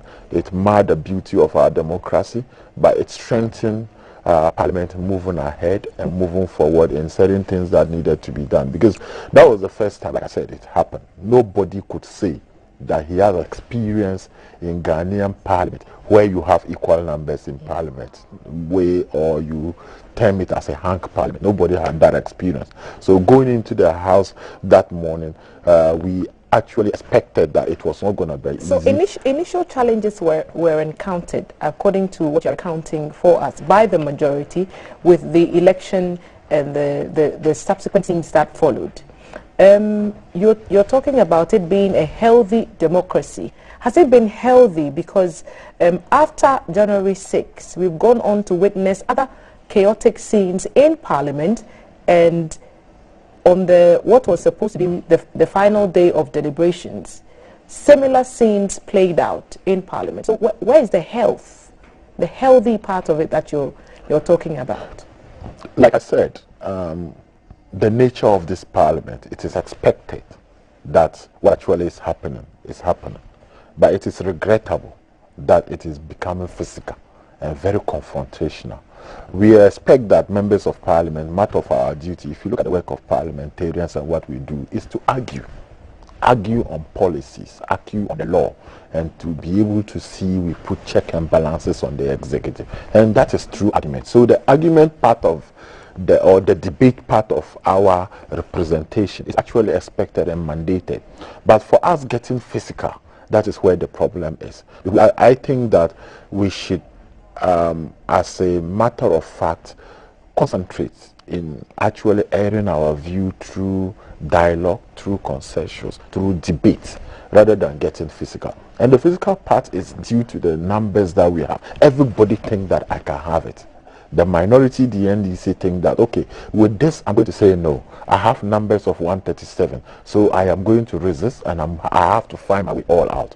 Government also have 138, and saying that, okay, with my majority, I can also get my way through. So when it gets that, but you can see that the violence always comes from one side. If you observe, if you watch the video, and which side is that? That's the NDC side. If you observe the video very well on the 7th, what actually happened and what actually started the whole thing was coming from the NDC. You could see that on the start of the voting, when they started the voting, you see the Honorable Muntaka, my senior brother, the minority chief whip, will just come and snatch the ballot box, and then in the name of somebody is showing a voting to another person. But that's not the right way to go, not to snatch the ballot box. And then it happens subsequently, and then Honorable Carlos also coming to snatch ballot papers. So it's a lot of what some would say, and I'm struggling to find it. You do me, I do you going on in Parliament. So one person did this, and so the other person does that. Should we expect different as we head into January 18, when the next session of Parliament is about to start? So I think it's more likely that we might even resume on the 25th rather than the 18th. Leadership are still in consultation to see what government business is ready for us to come if other things are not done proper. Maybe we will come on the 25th. Going into the next sitting in 2022, the majority on our side, we are coming with open-minded. We are not coming with already conceived mind or intention in terms of anything. We are also coming to make sure that we build consensus with our colleagues on the other side. We are all friends in the house. We are all brothers, even though we belong to different political parties. And we are also coming with the intention that whatever disagreement we have as members of parliament, we will be able to do it in a form of a decency and decorum, whereby we will be able to argue our opinions out, so that we can. Is that an assurance that the scenes that we've seen in the first session will not be replicated? At least an assurance from the majority side to uphold its own end of the bargain? Like I said, I can give that assurance. And if you actually observe what actually has happened, majority side, we are always on the defense. We are very law-abiding members of parliament. We respect the constitution. We respect the speakership. And for that matter, the people in the majority side will not do anything to mar the beauty of our democracy. And coming back in 2022, that is the position of the majority. You've always held that, I'm sorry that I butt in, but you've always held that the majority side has held the perception that the minority intends to pursue an agenda to frustrate government business. Why do you have that mindset? If you mentioned democracy and the fact that all that has happened in the split in numbers was to be a healthy part of our dispensation, why do you hold the perception that what the minority side may present or argue on is an anti-government agenda? Because by their posture and by their actions on some of the issues, you'll be able to understand. For example, like the president bringing the ministers, appointed his ministers for prior approval of parliament. The minority is saying that no, we don't want this minister because we think we have equal numbers in parliament. For that matter, we should determine who should be the minister under the presidency of the ruling government. That actually is not something that is in good faith. At the end of the day, if you reject all the ministers, the same ministers will be appointed again by the president, or same people from the same political party might be appointed by the president in prior approval of parliament. So when you come actually to say that, or this minister, we don't want this minister, we don't want this one, that we have to send about 4 ministers or 3 ministers for voting. That's the Minister for Fisheries and Aquaculture, Information Minister, and the Agri Minister. We had to vote on it. Then you ask yourself, so if they rejected the Information Minister or they rejected the Fisheries Minister, are they going to appoint someone from the NDC? No. Allow government business to flow. Let the president have his appointees. But the only thing they were doing was to frustrate the process. If president doesn't have ministers in place, certain things that who have oversight responsibilities will actually not be able to execute it. That's what we are talking about. Then government bring other issues. For example, like government bring a budget, is the economic policy of the government. Then you say that you are rejecting it. After rejecting, are they going to tell the NDC to bring a budget that will be accepted by the government? I'm trying to respond to the fact that they are not actually doing it in good faith, and they are trying to frustrate the government business. At the end of the day, it is the economic policy of government. If you say that I am bringing a budget and the budget is bad and you don't want the budget, and for that matter Ghanaians and the budget is not good, let us be punished by the Ghanaian population. The minority argues that it is their responsibility as the position that they hold as a credible, vibrant minority to keep government on its toes, and they believe that everything that they've done from January 6 up until now is to defend the interests of the people of Ghana. You disagree? I disagree. What is the interest? Like I cited the example of the ministers. What is the interest of Ghanaians? Were Ghanaians telling the NDC that they didn't want the Minister for Fisheries, they didn't want the Information Minister, they didn't want the Minister responsible for Agriculture? No, it was their own interest that they wanted to frustrate government business, and they didn't want government business to move on. Yes, it is a sound minority put government on its toe, and a very effective minority actually bring beauty to the democracy of every nation. So we are not saying that they should sit down and allow government to bulldoze its way through and everything that, but you should be able to do that with decency. You should be able to do that with decorum. You should be able to do that with a sense of humor in trying to project or make your stand clear. And certain things, this is not the only time that a minority will be making a stand clear when it comes to government policy. When MPP were in the minority, we have actually also expressed our positions in other things. But we never went violent. But we never went snatching ballot boxes or speaker chair or try to hurt a minister of state. We never did that. But we also registered our presence. We either called a press conference, we raise our issues by speaking to the issues in Parliament, or we walk out simply to register our displeasure on what was happening. We never went violent. Honorable, I want to ask this. On the heels of the scenes that we saw January 6th and December 23, what's the line of communication between the whips, so the front and the back? Because when these scenes unfold, we see what people come to call the backbenchers, coming into the center of the house and engaging in some of the actions that we've seen. What's the communication between leadership of the majority in your case and the backbenchers, so that these scenes that we see, that we've seen the past year, are not going to be brought into the new year? Are you more in control? I can tell you that the whip system in the majority side have been very effective. The majority chief whip, Frank Anodonke, have been very effective with we, the deputies, myself and Honorable Sriram, to make sure that we restrain our people when it comes to violence nature, and we try to even tell our people that they should exercise patience and let us have it. Even some time ago, the majority leader even raised some issues in the floor of Parliament. If even the minority leader is speaking, we tell our backbencher, be quiet. We listen to him in silence. But when the majority leader is on his feet, you see the minority making noise and other things. But we have actually tried to train our people. But you could see that if you watch the video carefully on what happened on that December before we went on the break, was the majority telling you people that it is violent, we can also do violence, because your plan was to snatch the speaker's chair on that day. We said it was not going to happen.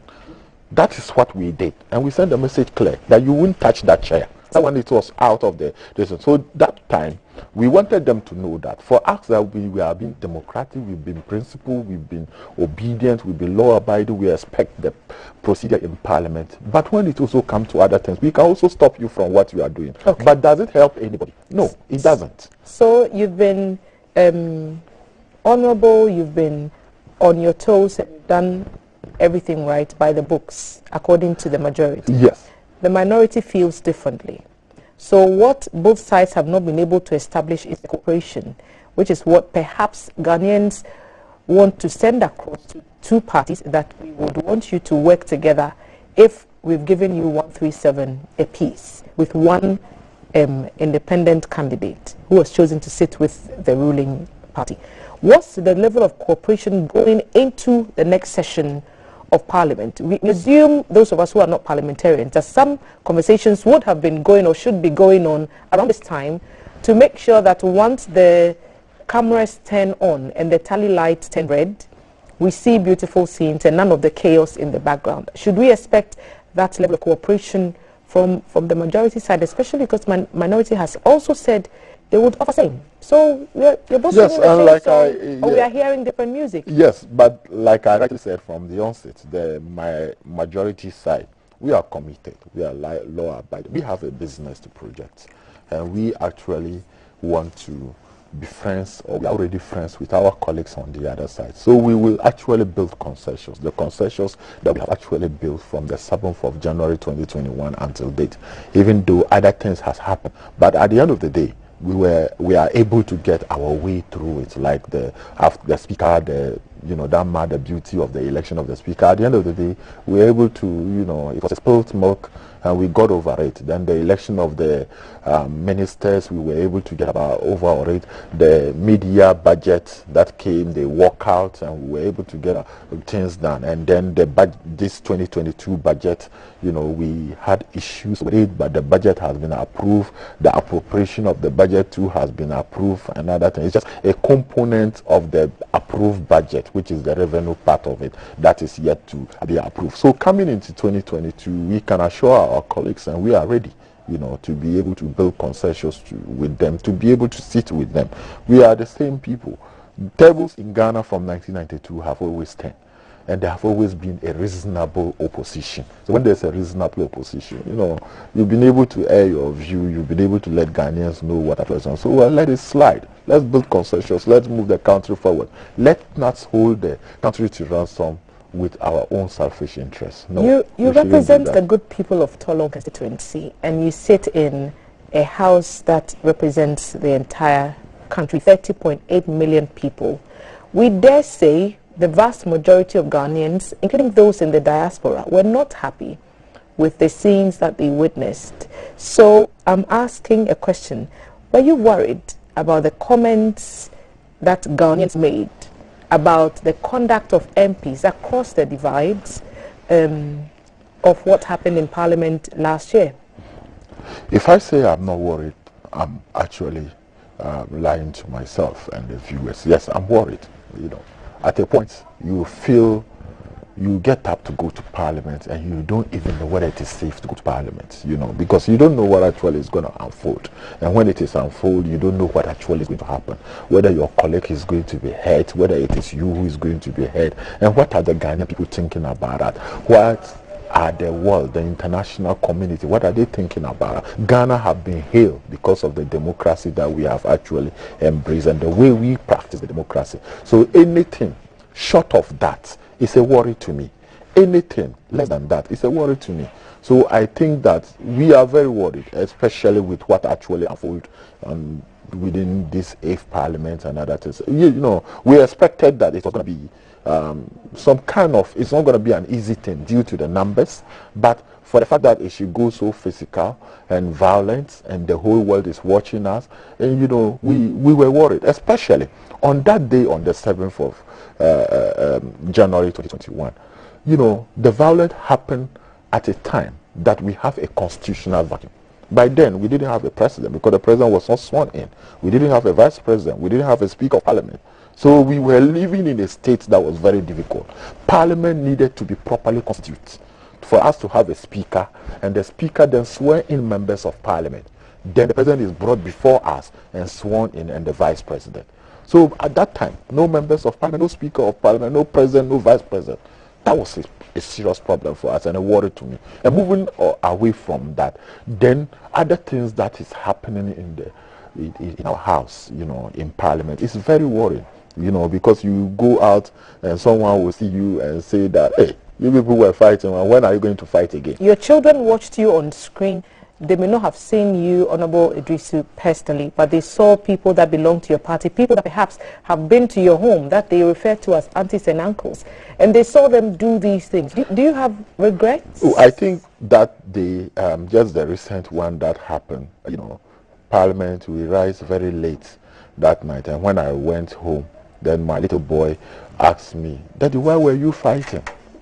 I was very embarrassed. I couldn't answer the question, why were you fighting? I couldn't answer that, and it was a big worry to me. And I know there are other sons and daughters out there that are worried. Anytime the videos have rolled, you've not been able to look at it. I've noticed. You've not been able to watch your mates, your colleagues. Oh, I can watch from here, and if you actually it goes to confirm what I was saying. That day you could see that we, the majority side, we were protecting the chair that day, and we were pushing them back to make sure that they don't touch that chair. That was exactly what was happening on that day. They attempted, when the speakers were changing, so they attempted to snatch the chair or hurt the first deputy speaker. But we were also of the view that, no, you won't touch that chair. We have actually been silent, we have actually been cooperating, and we have actually allowed you to do violence. But this time, we should also know that, people, we are also men. So you have no regrets? No, I'm saying that I have already apologized, and I said I've regretted for all that has happened. But that day, if you watch, like you said, I'm not watching what the scene. When I watch the scene, just watch. You see, after they try to change, and the next thing that happened, see, they were trying, the NDC side were trying to attack, and our people were preventing them from getting the chair. That is exactly that was happening on that day. So it is regrettable what actually has happened, and like I said, our sons and daughters and people who are students of democracy and people who are students of parliamentary procedure are worried that this is not something new. So guilty with explanation. Yes, guilty with regret. with regret, but with an explanation. Yes, with an explanation. Okay, so we'll find out what you think about what you've heard the Honourable MP for Tolong say to us this morning at the table. We are looking at how the majority intends to handle itself in the House when it resumes, perhaps not on the 18th, perhaps on the 25th of January. That is still yet to be confirmed. What are your thoughts? Our WhatsApp number 055-5561034. Of course, link us up on our social media. We're streaming live on Facebook, and you can find us on Twitter and Instagram using the hashtag GTV Breakfast. CAF is ready to read some messages, and what are people saying? Yes, hashtag GTV Breakfast, and the number is 055-556-1034. Messages coming through. Olusesan Williams, Parliament fighting happens everywhere in the world. MPP do the needful. For this parliament to succeed, the speaker must be made to understand that actions speak louder than words. Beating his chest and touting his experience and international repute all the time amounts to nothing if a parliament he's supposed to preside over is in flames. Knowing that there's a balance in numbers here, he must sit up and preside at most times rather than leave the seat for his deputy, since that would deny the majority side of that extra single vote. He should power down his head shame over happenings in the Ghanaian parliament last time. Bob Charles Agbonto from New Baika in Oti region. Ms. Thelma, I want you to ask Honorable Habib that is snatching a ballot box and taking the speaker's chair part of the law making for our nation? Honorable, you're laughing. You don't want to answer the question. Certainly not. Certainly not. Thelma, aside from the minority, some CSOs were not in agreement with some ministers and even how they performed the vetting. Does that mean that they are also frustrating government business? That's another rhetorical question dropping there. Hi, please ask the MP whether he's happy with the performance of the health and agri ministers. This is SB Ejipong reaching us from the 201 area code in the United States. Somebody talking about telcos will get that in the wrong place. We'll get time for that. More messages coming in for our conversation right now. Sami says, you're talking about benchmarks. We'll talk about that later. He said, why are you not condemning the conduct of your wives, Mr. Idrisu? Why are you not condemning the conduct of your... What did he do wrong? Okay. He did nothing wrong. Okay, you're answering with another question. Okay. Are we not practicing democracy anymore? Must everything be approved? If so, then what's the duty of the minority? The budget could be approved or rejected per the finance minister's statement. So why would the majority want it approved at all costs? What would it benefit them individually? There's a question there coming in there. It says, does everything have to be approved? Honorable Habib, we want to hear you. We want to hear you. You're asking questions. So the minority, I asked this question before, they also feel a responsibility to probe, and they feel that that's what they've done. We've had the minority at this table on Tuesday to make their case, and we have you here today making your own case. And I've asked before, don't you think they're just doing their jobs? But like I said, if you are actually doing your job shouldn't be in a form that is violent in nature. It shouldn't be in a form that is marring the beauty of the democracy that we have in Ghana. And it shouldn't be in a form that's in a way try to frustrate government business. At the end of the day, democracy is for you to air your view, I air my view, then we come into the middle for us to be able to have a common ground for us to move. Some of your comments, someone was talking about the fact that if the first deputy speaker have done something wrong. I don't know which part of them they are saying that he has done something wrong. And you could see that the first deputy speaker only come in when the speaker asked him to take over from him. On that day, especially the last day that it happened, he was not well. Sorry to say it on live TV that the first deputy speaker was not well. But the speaker told him to take over from him because he has to also go and take his lunch and also attend to certain things and come. We didn't have a problem with it. We knew very well that that day we were supposed to deal with the e-levy. And we knew that the first deputy speaker is the MPP member of parliament for the people of Bawku. So we could also say that don't go and sit. We could prevent him to go and sit because when he sits or preside, we are shot by one. But we respected the speaker and we respected the democracy and the procedures we have in parliament. And we allowed the first deputy speaker to go and take over from the speaker. So when the first deputy speaker also said that, I was also getting up to go and take my medication. So the second deputy speaker should take over, and that one became a problem. Why? So we could also say that from the onset, okay, today we need all our 138 because we have serious government business that might result in voting. That is the e-levy. So for that matter, the first deputy speaker will also prevent you from taking over from the speaker. I've heard but we didn't do that. Speak on this matter and the certificate of urgency. And I've heard them make a comment that the communication did not reach the speaker that you intended to tailor in such a motion. You see, government business is not that of the speaker to determine when it comes and when it doesn't come. The majority leader is the leader of government business. And when government business is ready, then he tables the government business. So speaker doesn't determine that. You understand? But what I'm trying to say, on that day, there's no member of parliament who that it was hidden that the e-levy will not come. The reason why the e-levy had delayed a bit was that they were at committee meeting. And at the committee meeting, after they finished their deliberation and bringing the drafting the bill and agreeing on it, they said the bill should come under a certificate of agency. At the committee level, they said no, it should not come under a certificate of agency. So they voted.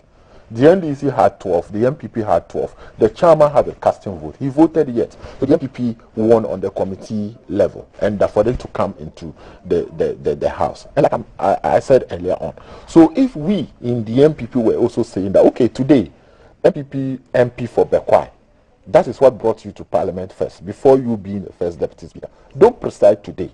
Or we are preventing you, don't preside, because we need our 138 to also execute government business. So don't go and swap. So what's the fate of what's now become the controversial e-levy, and what concessions are you willing to make? Because it seems in the minds of many Ghanaians that it's still a hanging part of the budget, and nobody is quite sure how it's going to play out when the House resumes sitting. What concessions are you willing to make? Yes, at the moment, the minister responsible for finance have been able to engage the telecos. The telecos have been able to drop their charges by 0.25. Mind you, we are already paying a form of levy through the electronic transaction or Momo transaction, where you pay 1%, and when we are withdrawing, we take 1%. So government or the Minister for Finance have been able to engage the telecos, and they have ready to reduce that by 0.25. What is in the bill and what is before Parliament on that day was that government intend to bring the electronic transaction levy. That is the name of the levy, to be called the Bill 2021. That's electronic transaction levy 2021, where 1.75 will be taxed on the electronic transaction in the form of broadening the tax net. You said something here, 30.8 million Ghanaians. We have 30.8 million Ghanaians. Then you ask yourself, how many of us out of the 30.8 million Ghanaians are paying tax, whether direct or indirect tax? Less than 9 million, if you care to know who paid that taxes in this country. Then you ask yourself, it means that less than 9 million people are carrying the burden of 30.8 million Ghanaians. So we need to broaden the tax base. And does it address the issues of people raising double taxation concerns and the fact that every single time you send the money, that tax will be deducted? I want to know what the engagements have been like on that front, so that it will perhaps be a cushion to whatever is being presented to the minority. What I do know when the House resumes. What I do know, and I can say authority, it's not everything that the transaction the tax affects. I can mention 3 things for the go. 1 or 4. 1, if you are sending less than 100 Ghana cedi, you are not being taxed in a day. So if you are sending like 90 Ghana cedi to you, you don't pay any e-levy. If I am transferring money from my bank account to my mobile Momo number. I don't pay any thing. I don't pay any e-levy. If I am sending money from my mobile money to my bank account, I don't pay anything. Other things that has to do with fee, charges, and other things, that is paid on the government of Ghana network. That has to do, maybe you are paying your tax or you are paying your pension or something. Those things are not being taxed. But you see, me, to be honest with you, I am 100% for the e-levy on principle. One, the e-levy, one way or the other, I'm already paying the form of levy on the electronic transaction that has to do with Momo. Then I ask myself, what importance is to the 2 CD or 2% that I pay on Momo transaction? It has no benefit to me in Ghana. Majority shareholder, if you come to MTN, is in South Africa. So the money go in there, then you are telling us in Ghana to go back to South Africa, borrow money from them, money we are paying or contributing to pay. If you say government should go and borrow, one, you will see that government is going elsewhere to borrow and they are borrowing someone taxpayers' money. Now you are saying that there are revenue leakages. Government should be able to do it. Now government is talking about scrapping the 50% benchmark value. People are crying about it. But this is a revenue leakage government is trying to do. You see, at the end of the day, the e-levy, when we come back to Parliament, we only adjourn, and it was in its form as it was. We adjourn when we come back. The majority side and the leader of government business, who is the majority leader, will look at how government business will go. And when we table it, we'll be able to do it. The e-levy, as I said, for now, it is something that is part of our budget that has been approved. It's part of the appropriation that has been approved. So it is a revenue target. It will happen. Right. Honorable Idris, I wish we had time so I could pick your thoughts on whether you can preempt that there will be a time, perhaps not in the too distant future, when a sitting government will have a minority in Parliament. Looking at the numbers that we have, and whether we are in any way preparing, both sides, not just the NDC or the MPP, any party, all parties are preparing for that possibility. But we've run out of time, but I want to thank you for sharing a part of your morning with us, and good wishes to you and the good people of Tolong, whom you represent, and all the best in the next session of the Parliament. We hope that you will keep the cooperation going and we'll see more positive scenes from our honourable MPs. Thank you. Deserving of the title. Thank you so much. Thank you, Honourable. Honourable Habib Idrisu is a second Deputy Majority Whip for Parliament, also MP for Tolong. He's been speaking on behalf of the majority on how they intend to conduct government business when the House resumes. Fact remains that the Right Honourable Speaker, Kingsford Albansma Anabagbin, is still Speaker, and he has also expressed his desire to keep things on the straight and narrow. On a recent program, he spoke to my colleague Abdulhai Momin on Momin Tonight, which airs Monday to Thursday at 8:15 to 9:15 p.m. on GBC News. You should watch it. Also follow the stream on Facebook. He made some comments to Momin, give certain assurances, and we want to wrap this segment with some assurances from the speaker. We have been doing well in some areas, but doing badly in others. Ghanaians are known to be peace-loving, tolerant people.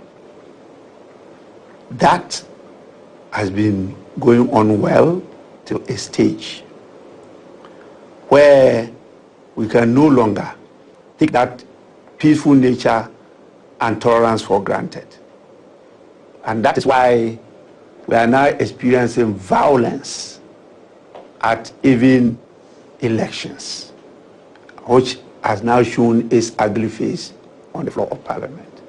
It meant that the patience, the peaceful nature of Ghanaians and the tolerance level is come down seriously. And we cannot take that for granted. We have successfully held a number of elections, but the cost to the nation has been colossal. At almost every elections, the investment into the election process is unheard of anywhere in the world. And the Ghanaian elections are very expensive. In spite of all that, because of the nature of the politics, the politics of patronage, the politics of co-optation, the politics of lack of values and principles. We see at the exercise of the right to vote, people being dishonest. And that leads to violence. That is degenerating, and we need to address it. And so this next session, as I said, I'm pandering civil society together with Parliament to legislate on key areas that can sanitize campaigns, political parties, particularly funding and financing. Funding of political parties and financing of political campaigns. We have to look at the best practices and adapt and adopt them to suit our best process as a country, to make sure that we stop this wasteful expenditure of huge billions of Ghanaian cedis every 4 years to nothingness. That is one of the things we work on seriously. And I believe that at the end of the 4 years, we have properly positioned Ghana and positioned the institutions of governance, not only the executive, but the legislature and the judiciary. So in all my submissions, I always add the judiciary. And you see that in the budgetary allocations, I've always been emphasizing that we need some amount to be able to implement this vision. The vision as captured on the dietary principles of state policy, chapter 6 of the 1992 Constitution. You will need to strengthen the other arms of government to be able to ensure that the resources that we all contribute, that the power that we all give to the executive are used only for the interest of all of us. And that is why I requested right out from my first meeting with the president that at least the first year, which is 2021, Parliament should give 1% of total revenue. And the judiciary should be given not less than 1% of total revenue. The 98% of total revenue should go to the executive and the state institutions.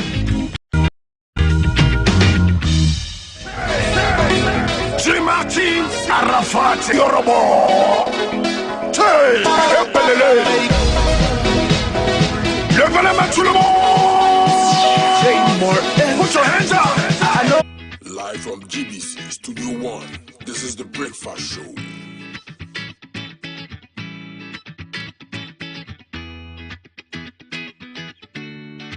Good morning, my neighbors. Good morning. Good morning, everyone. Good morning. It's a good morning, and we serve you breakfast. Not just any breakfast. Sizzling helping. Yeah,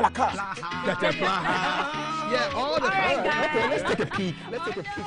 I brought my spine. There are certain things that we do to help the children with their brushing. And there's much more on offer on GTV Breakfast. You want it served buffet style? On-site restaurant. Complimentary breakfast? Off of your plate chicken vegetables. So in my lifetime, I haven't seen Ghana Black Stars win an African Cup. Yeah. Can I show what is written on the back? Yes, definitely. Where's the camera? Just stand and turn. So what's your pleasure, Dan Votras, yes? At that time of the morning.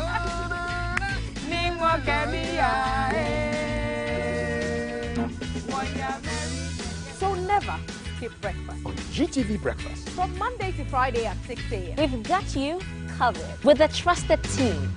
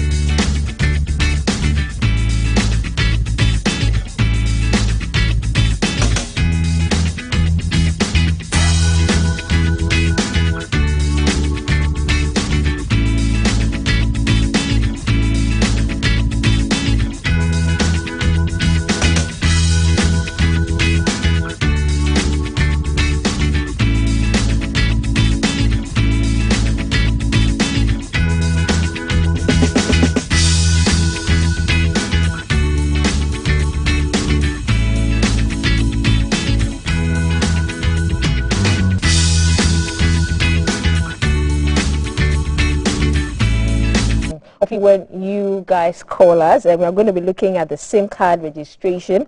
We're going to be looking at Ghana's loss to Algeria, the friendly match, and then any other issues we have discussed today that you guys want to comment on. So the number to call is 0543 664 264. That is 0543 664 264, and that's the number to call to tell us what's on your mind. And so the phone lines are opened now. 0543 664 264, and that's the number to call. T, your conversation with the Honorable Minister, how did that go, EMP? How did that go?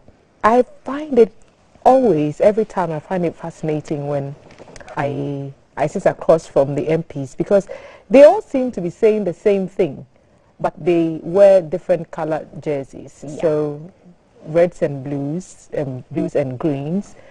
Everyone's saying we just want to do something that will be in the best interest of Ghanaians. But the approach is so different. I'm listening to these gentlemen, lovely people. I meet them in person. We all meet them, and we're like, oh, Honorable, how are you? Sometimes we joke and we crack, other jokes off scene.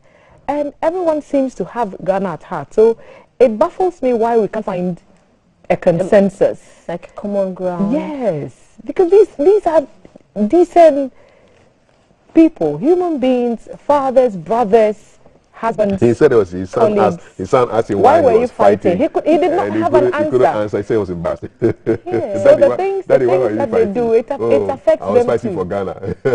And the minority would say the same thing, that we are also fighting for Ghana. So they're both singing the same song. They're telling us they're singing the same song, but we're hearing the different music. We're seeing two different things. The music we are hearing is completely different. Well, good morning to all the MPs who have been on the show on both sides. I mean, we appreciate your content and everything that you share with us. We want to see the same level of cooperation in Parliament. And also the SIM card registration. I mean, when we linked up with G earlier. Yeah, it's lack of thinking, really. Chaotic. I mean, everything should be done on the phone. I mean, isn't it ironic that you're trying to link your SIM card to a Ghana card and you have to go and walk around? Why you can't do everything on the phone? And in the COVID era and a digital era too, you know. I know a colleague of ours. We have a caller. Good morning, caller. Where are you calling us from? What's your name and what's on your mind? Hello. Good morning. Hi. Good morning. What's your name and where are you calling us from, please? Yeah, I'm calling from Kumasi, precisely Agri.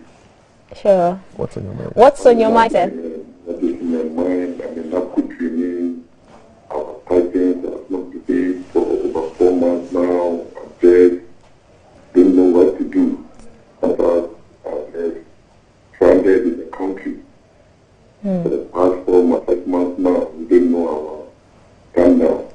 So we are asking what is the government plan for us? Because we don't know. Can you speak up a bit louder, please? Yes, no. Yes, please speak up. Is it clear now? Yes. Yes, it's better. Thanks. Yes. Yes, I'm from Kumasi. Sure. Please continue with your submission. Yes. Yes. I said I'm a NAPCO trainee. I was typing. I've not been paid for over 4 or 5 months now. Okay. Are they talking to you? Are they telling you why you've not been paid? Nobody is communicating to us. We don't know why. The CEO himself came and took about it. More than 10 months, he said, we are going to be paid up to now. But are you going to work, sir? Do you still continue to report to work? Yes. They renew our appointment. And you have letters to that effect? Yes. So what is your leadership? Do you have an association of NAPCO trainees? What are your leaders telling you? Even your leaders are not talking to you? They said it will come, we should wait. When? We don't know. Vote your leaders out. They're not talking to you. Vote them out and get new leaders. Your leaders must represent you. Yeah, they will say it will come, but we when? The issue is when? 4 months now. Yeah. It's possible. Okay. Okay, thank you for your call. Thank you. We don't know what the government is doing. Right. Yeah. We appreciate your call. GTV Breakfast, the powers that be, they listen to us. We most often get results. So yes, thank you for calling us. The number to call is 0543-664-264, and today we are doing What's on Your Mind. We are discussing the SIM card registration processes. Have you registered? Did you go through any challenges? Are you yet to register? Call us, let us know what's happening. And then we are discussing Ghana's loss to Algeria, and then also any other issues. I quite like the suggestion that someone is saying there's a caller. Okay, here's a caller. Good morning, caller. Where are you calling us from? Okay, caller has gone, but keep coming through. What's the number again? 0543-664-264. Okay. That's the number to call. So NAPCO is a big issue. NAPCO is a big issue, and we need to get NAPCO in here to answer some questions. Indeed. Perhaps, because people want answers. Indeed. And if you haven't been paid for 3-4 months, it means the Christmas... And then you know that you've been paid. You know that you've been paid. I'm on my April salary. We have a caller. Good morning, caller. Where are you calling us from? What's your name? I'm calling from STC. My name is Kosukusi. STC? Yes. Right. Can you speak up a bit, please? Hello? Yes. Can you speak up? Ahead. We can hear you. Go ahead, please. Please. What the parliamentarians are doing. Okay. Hello? Yes, go ahead. We can hear you. What the parliamentarians are doing is not correct. Because they thought we, the Ghanaian people, are fool. They share the money and chop. After that, goodbye. Oh, Charlie, the guy boy. He bought. But which money did they share? They didn't give the rest of us. Thank you for calling us. You goodbye. But honestly speaking, people are not really happy with the MPs. And I think both sides who have been at the table have admitted that those were regrettable scenes, and it was unbecoming, unbefitting of members of parliament, unbefitting behavior of any human period. Violence is never the answer. Okay. Yeah, so keep calling in. What's on your mind? We want to know. Nobody's talking about football, actually. Like the love for Black Stars. We have another caller. Let's not play. Hold on. We have another caller.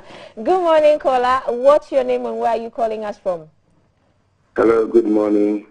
I'm Joseph Kujo. Came from Adenta. Okay. Sure, Joseph. Yes, I'm a NAPCO trainee. Hey. NAPCO. Okay. Yes, in fact, we are suffering. We are suffering. We have elected with the government 4 months. Me personally, some of my colleagues are more, but mine is 4 months. In fact, I'm educate Ghana. This school regime now, I'll go to school. I'll go back to job. Still no transportation fee, whatever. So we are suffering. Please, just fight for us. We are not hearing anything from them. You are not hearing anything from them. Who will be paid or whatever. Nothing. And we are just there. Sure. Please, thanks for your consent. Thank you. Sure. Thank you. Online. Back to Ghana's friendly match with Algeria. Me personally, 3-0.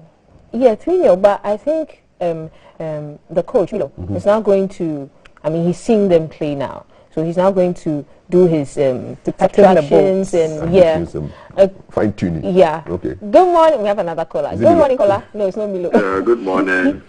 What's your name, please, and where are you calling us from? Please, I'm Ima, calling from Pristia, Western Region to be precise. Oh, nice. Wow. Okay. What's on your mind, Ima? My thought is on the Black Stars, current play that we are having. Okay. What's on your mind about the Black Stars? we are going into the competition as underdogs. As Ghanaians, we should put it at the back of our mind that we are going to compete. If God being so good to us and we come home with a trophy, fair enough. But looking at the kind of players that we are having, I don't think we can come in with a trophy.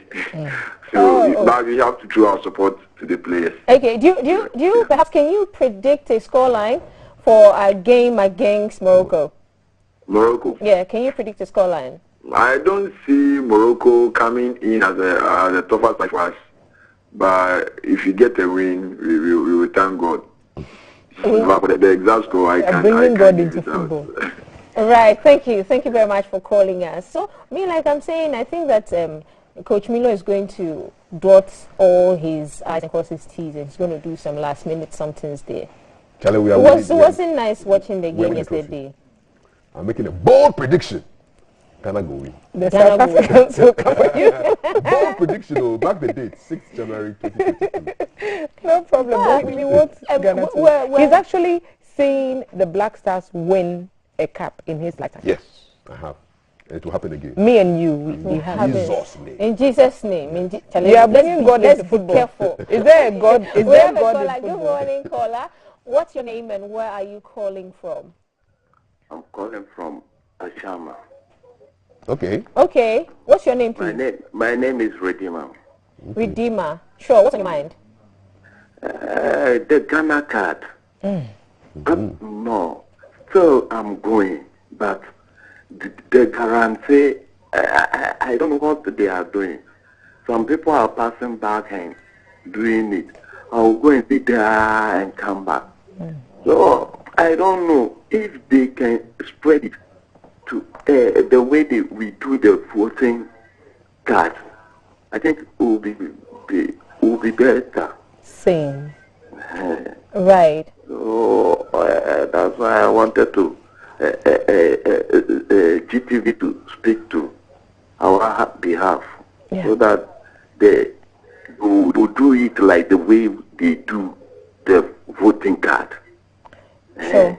Not only their office. No.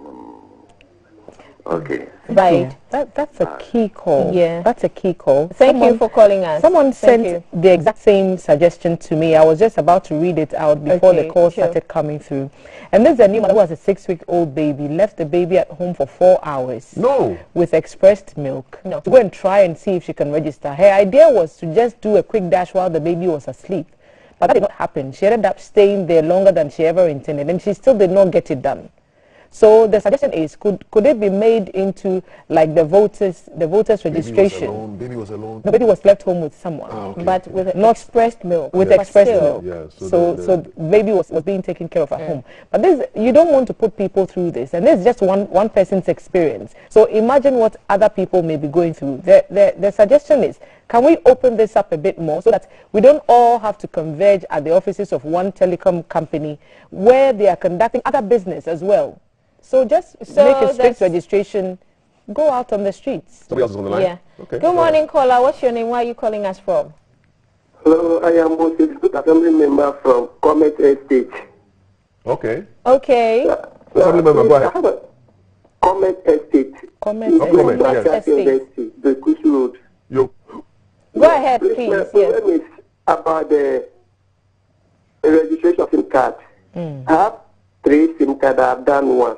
And I think when I look at it, it's an app. They should give the app to these small SIM, those who send the SIM card around. And they can, because it's digitalization, they can do it. And secondly, I went to DVLE for my license.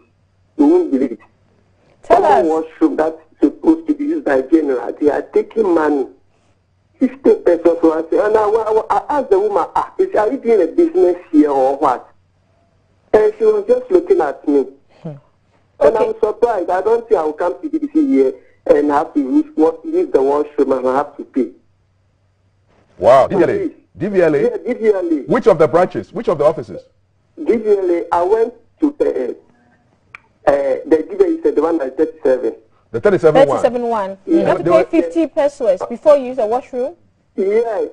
Any receipt? Yeah, even on the 4th when they resumed, I went there to take an exam. I saw the CCTV and that place. I'm trying to report to the CCTV. They didn't give me. Did they give you a receipt? Did they give you a receipt for your 50 pesos? I bet not. No. No receipt? There you go. No receipt. They just give it to you and other things. They give you Tiro? They give you Tiro? It's like a public toilet. So before you enter. When you go there, from here I'll go there. I'll try and go and urinate at DVLA. And people are stranded. I will try and go urinate at DVL and see what happens. Thank you. This is the hotel. They're free. No, I want to try it. I want to see what's happening at DVL. Right. Thank you very much for calling us. Will they take Momo if I have? No, maybe because it's you, they may act differently. Have you noticed how people act differently around certain people? I'll go undercover. I'll go undercover. After the show. Yeah. No, I'll wear a hat. I'll wear a cap. And a mask. A cap and a mask will work. Okay? Yes. Anymore? No, that was our last call. You can't do that, man. You can't be charging people to just go and wee-wee. No, but one of our producers said sometime that they went to the children's hospital one time at night. It was an emergency, and they went to the hospital. And yes, he mentioned that before you had to pay. You had to pay. No. Yeah. What? Yeah. No. It happens in a lot of institutions. No, it's wrong. It's wrong. And you can't even use washrooms at banks. Okay. So quick message on the short code, MTN short code *404 hash. So a viewer watching us from a short cap, he says it's not working, and he's advising the network provider to make things easier. If COVID-19 goes up, we should hold them responsible. So *404 hash, which is supposed to help them with the whole SIM card registration, is down. And it needs the network MTN to be sharp on this, all right? We just got another message and says that even the Supreme Court charges to use the urinals. Please, yes. Oh, why? Yeah. But why? I don't know. Have you tried the hospitals? Internally generated funds, IGF. Is this a way of making money? Is it IGF? I mean, how? What we? Maybe we should go around all and try and piss the public hospitals and try and don't worry, I'll wait for you back at base. And you look at mind you, try and urinate. Mind you, our numbers are not going down. As at the last we checked, it was 13,576 active cases. 13,000 COVID cases, active ones. It was 3,000 on the 21st of December. Yep. It's 13,576 active cases. So let's be careful out there. By all means, I think we should employ digitization so that we don't all have to we are all helping. Digitization. But the NIA has you are at the center waiting to get registered or waiting your turn, you might catch COVID. No, so we advise everyone to just social distance. Yes. Your own personal safety, just social distance. Okay, that's all our right, show, guys. really. We'll see you again. Yes, tomorrow is Constitution Day. Happy holiday to you. In advance, we'll be coming to work. Watch out for the tomorrow show, Sweet One. I can Righties. see. Yes, we can see. Bye-bye. Take care. Bye-bye. You are my body. You are the one and only. I make you feel alright.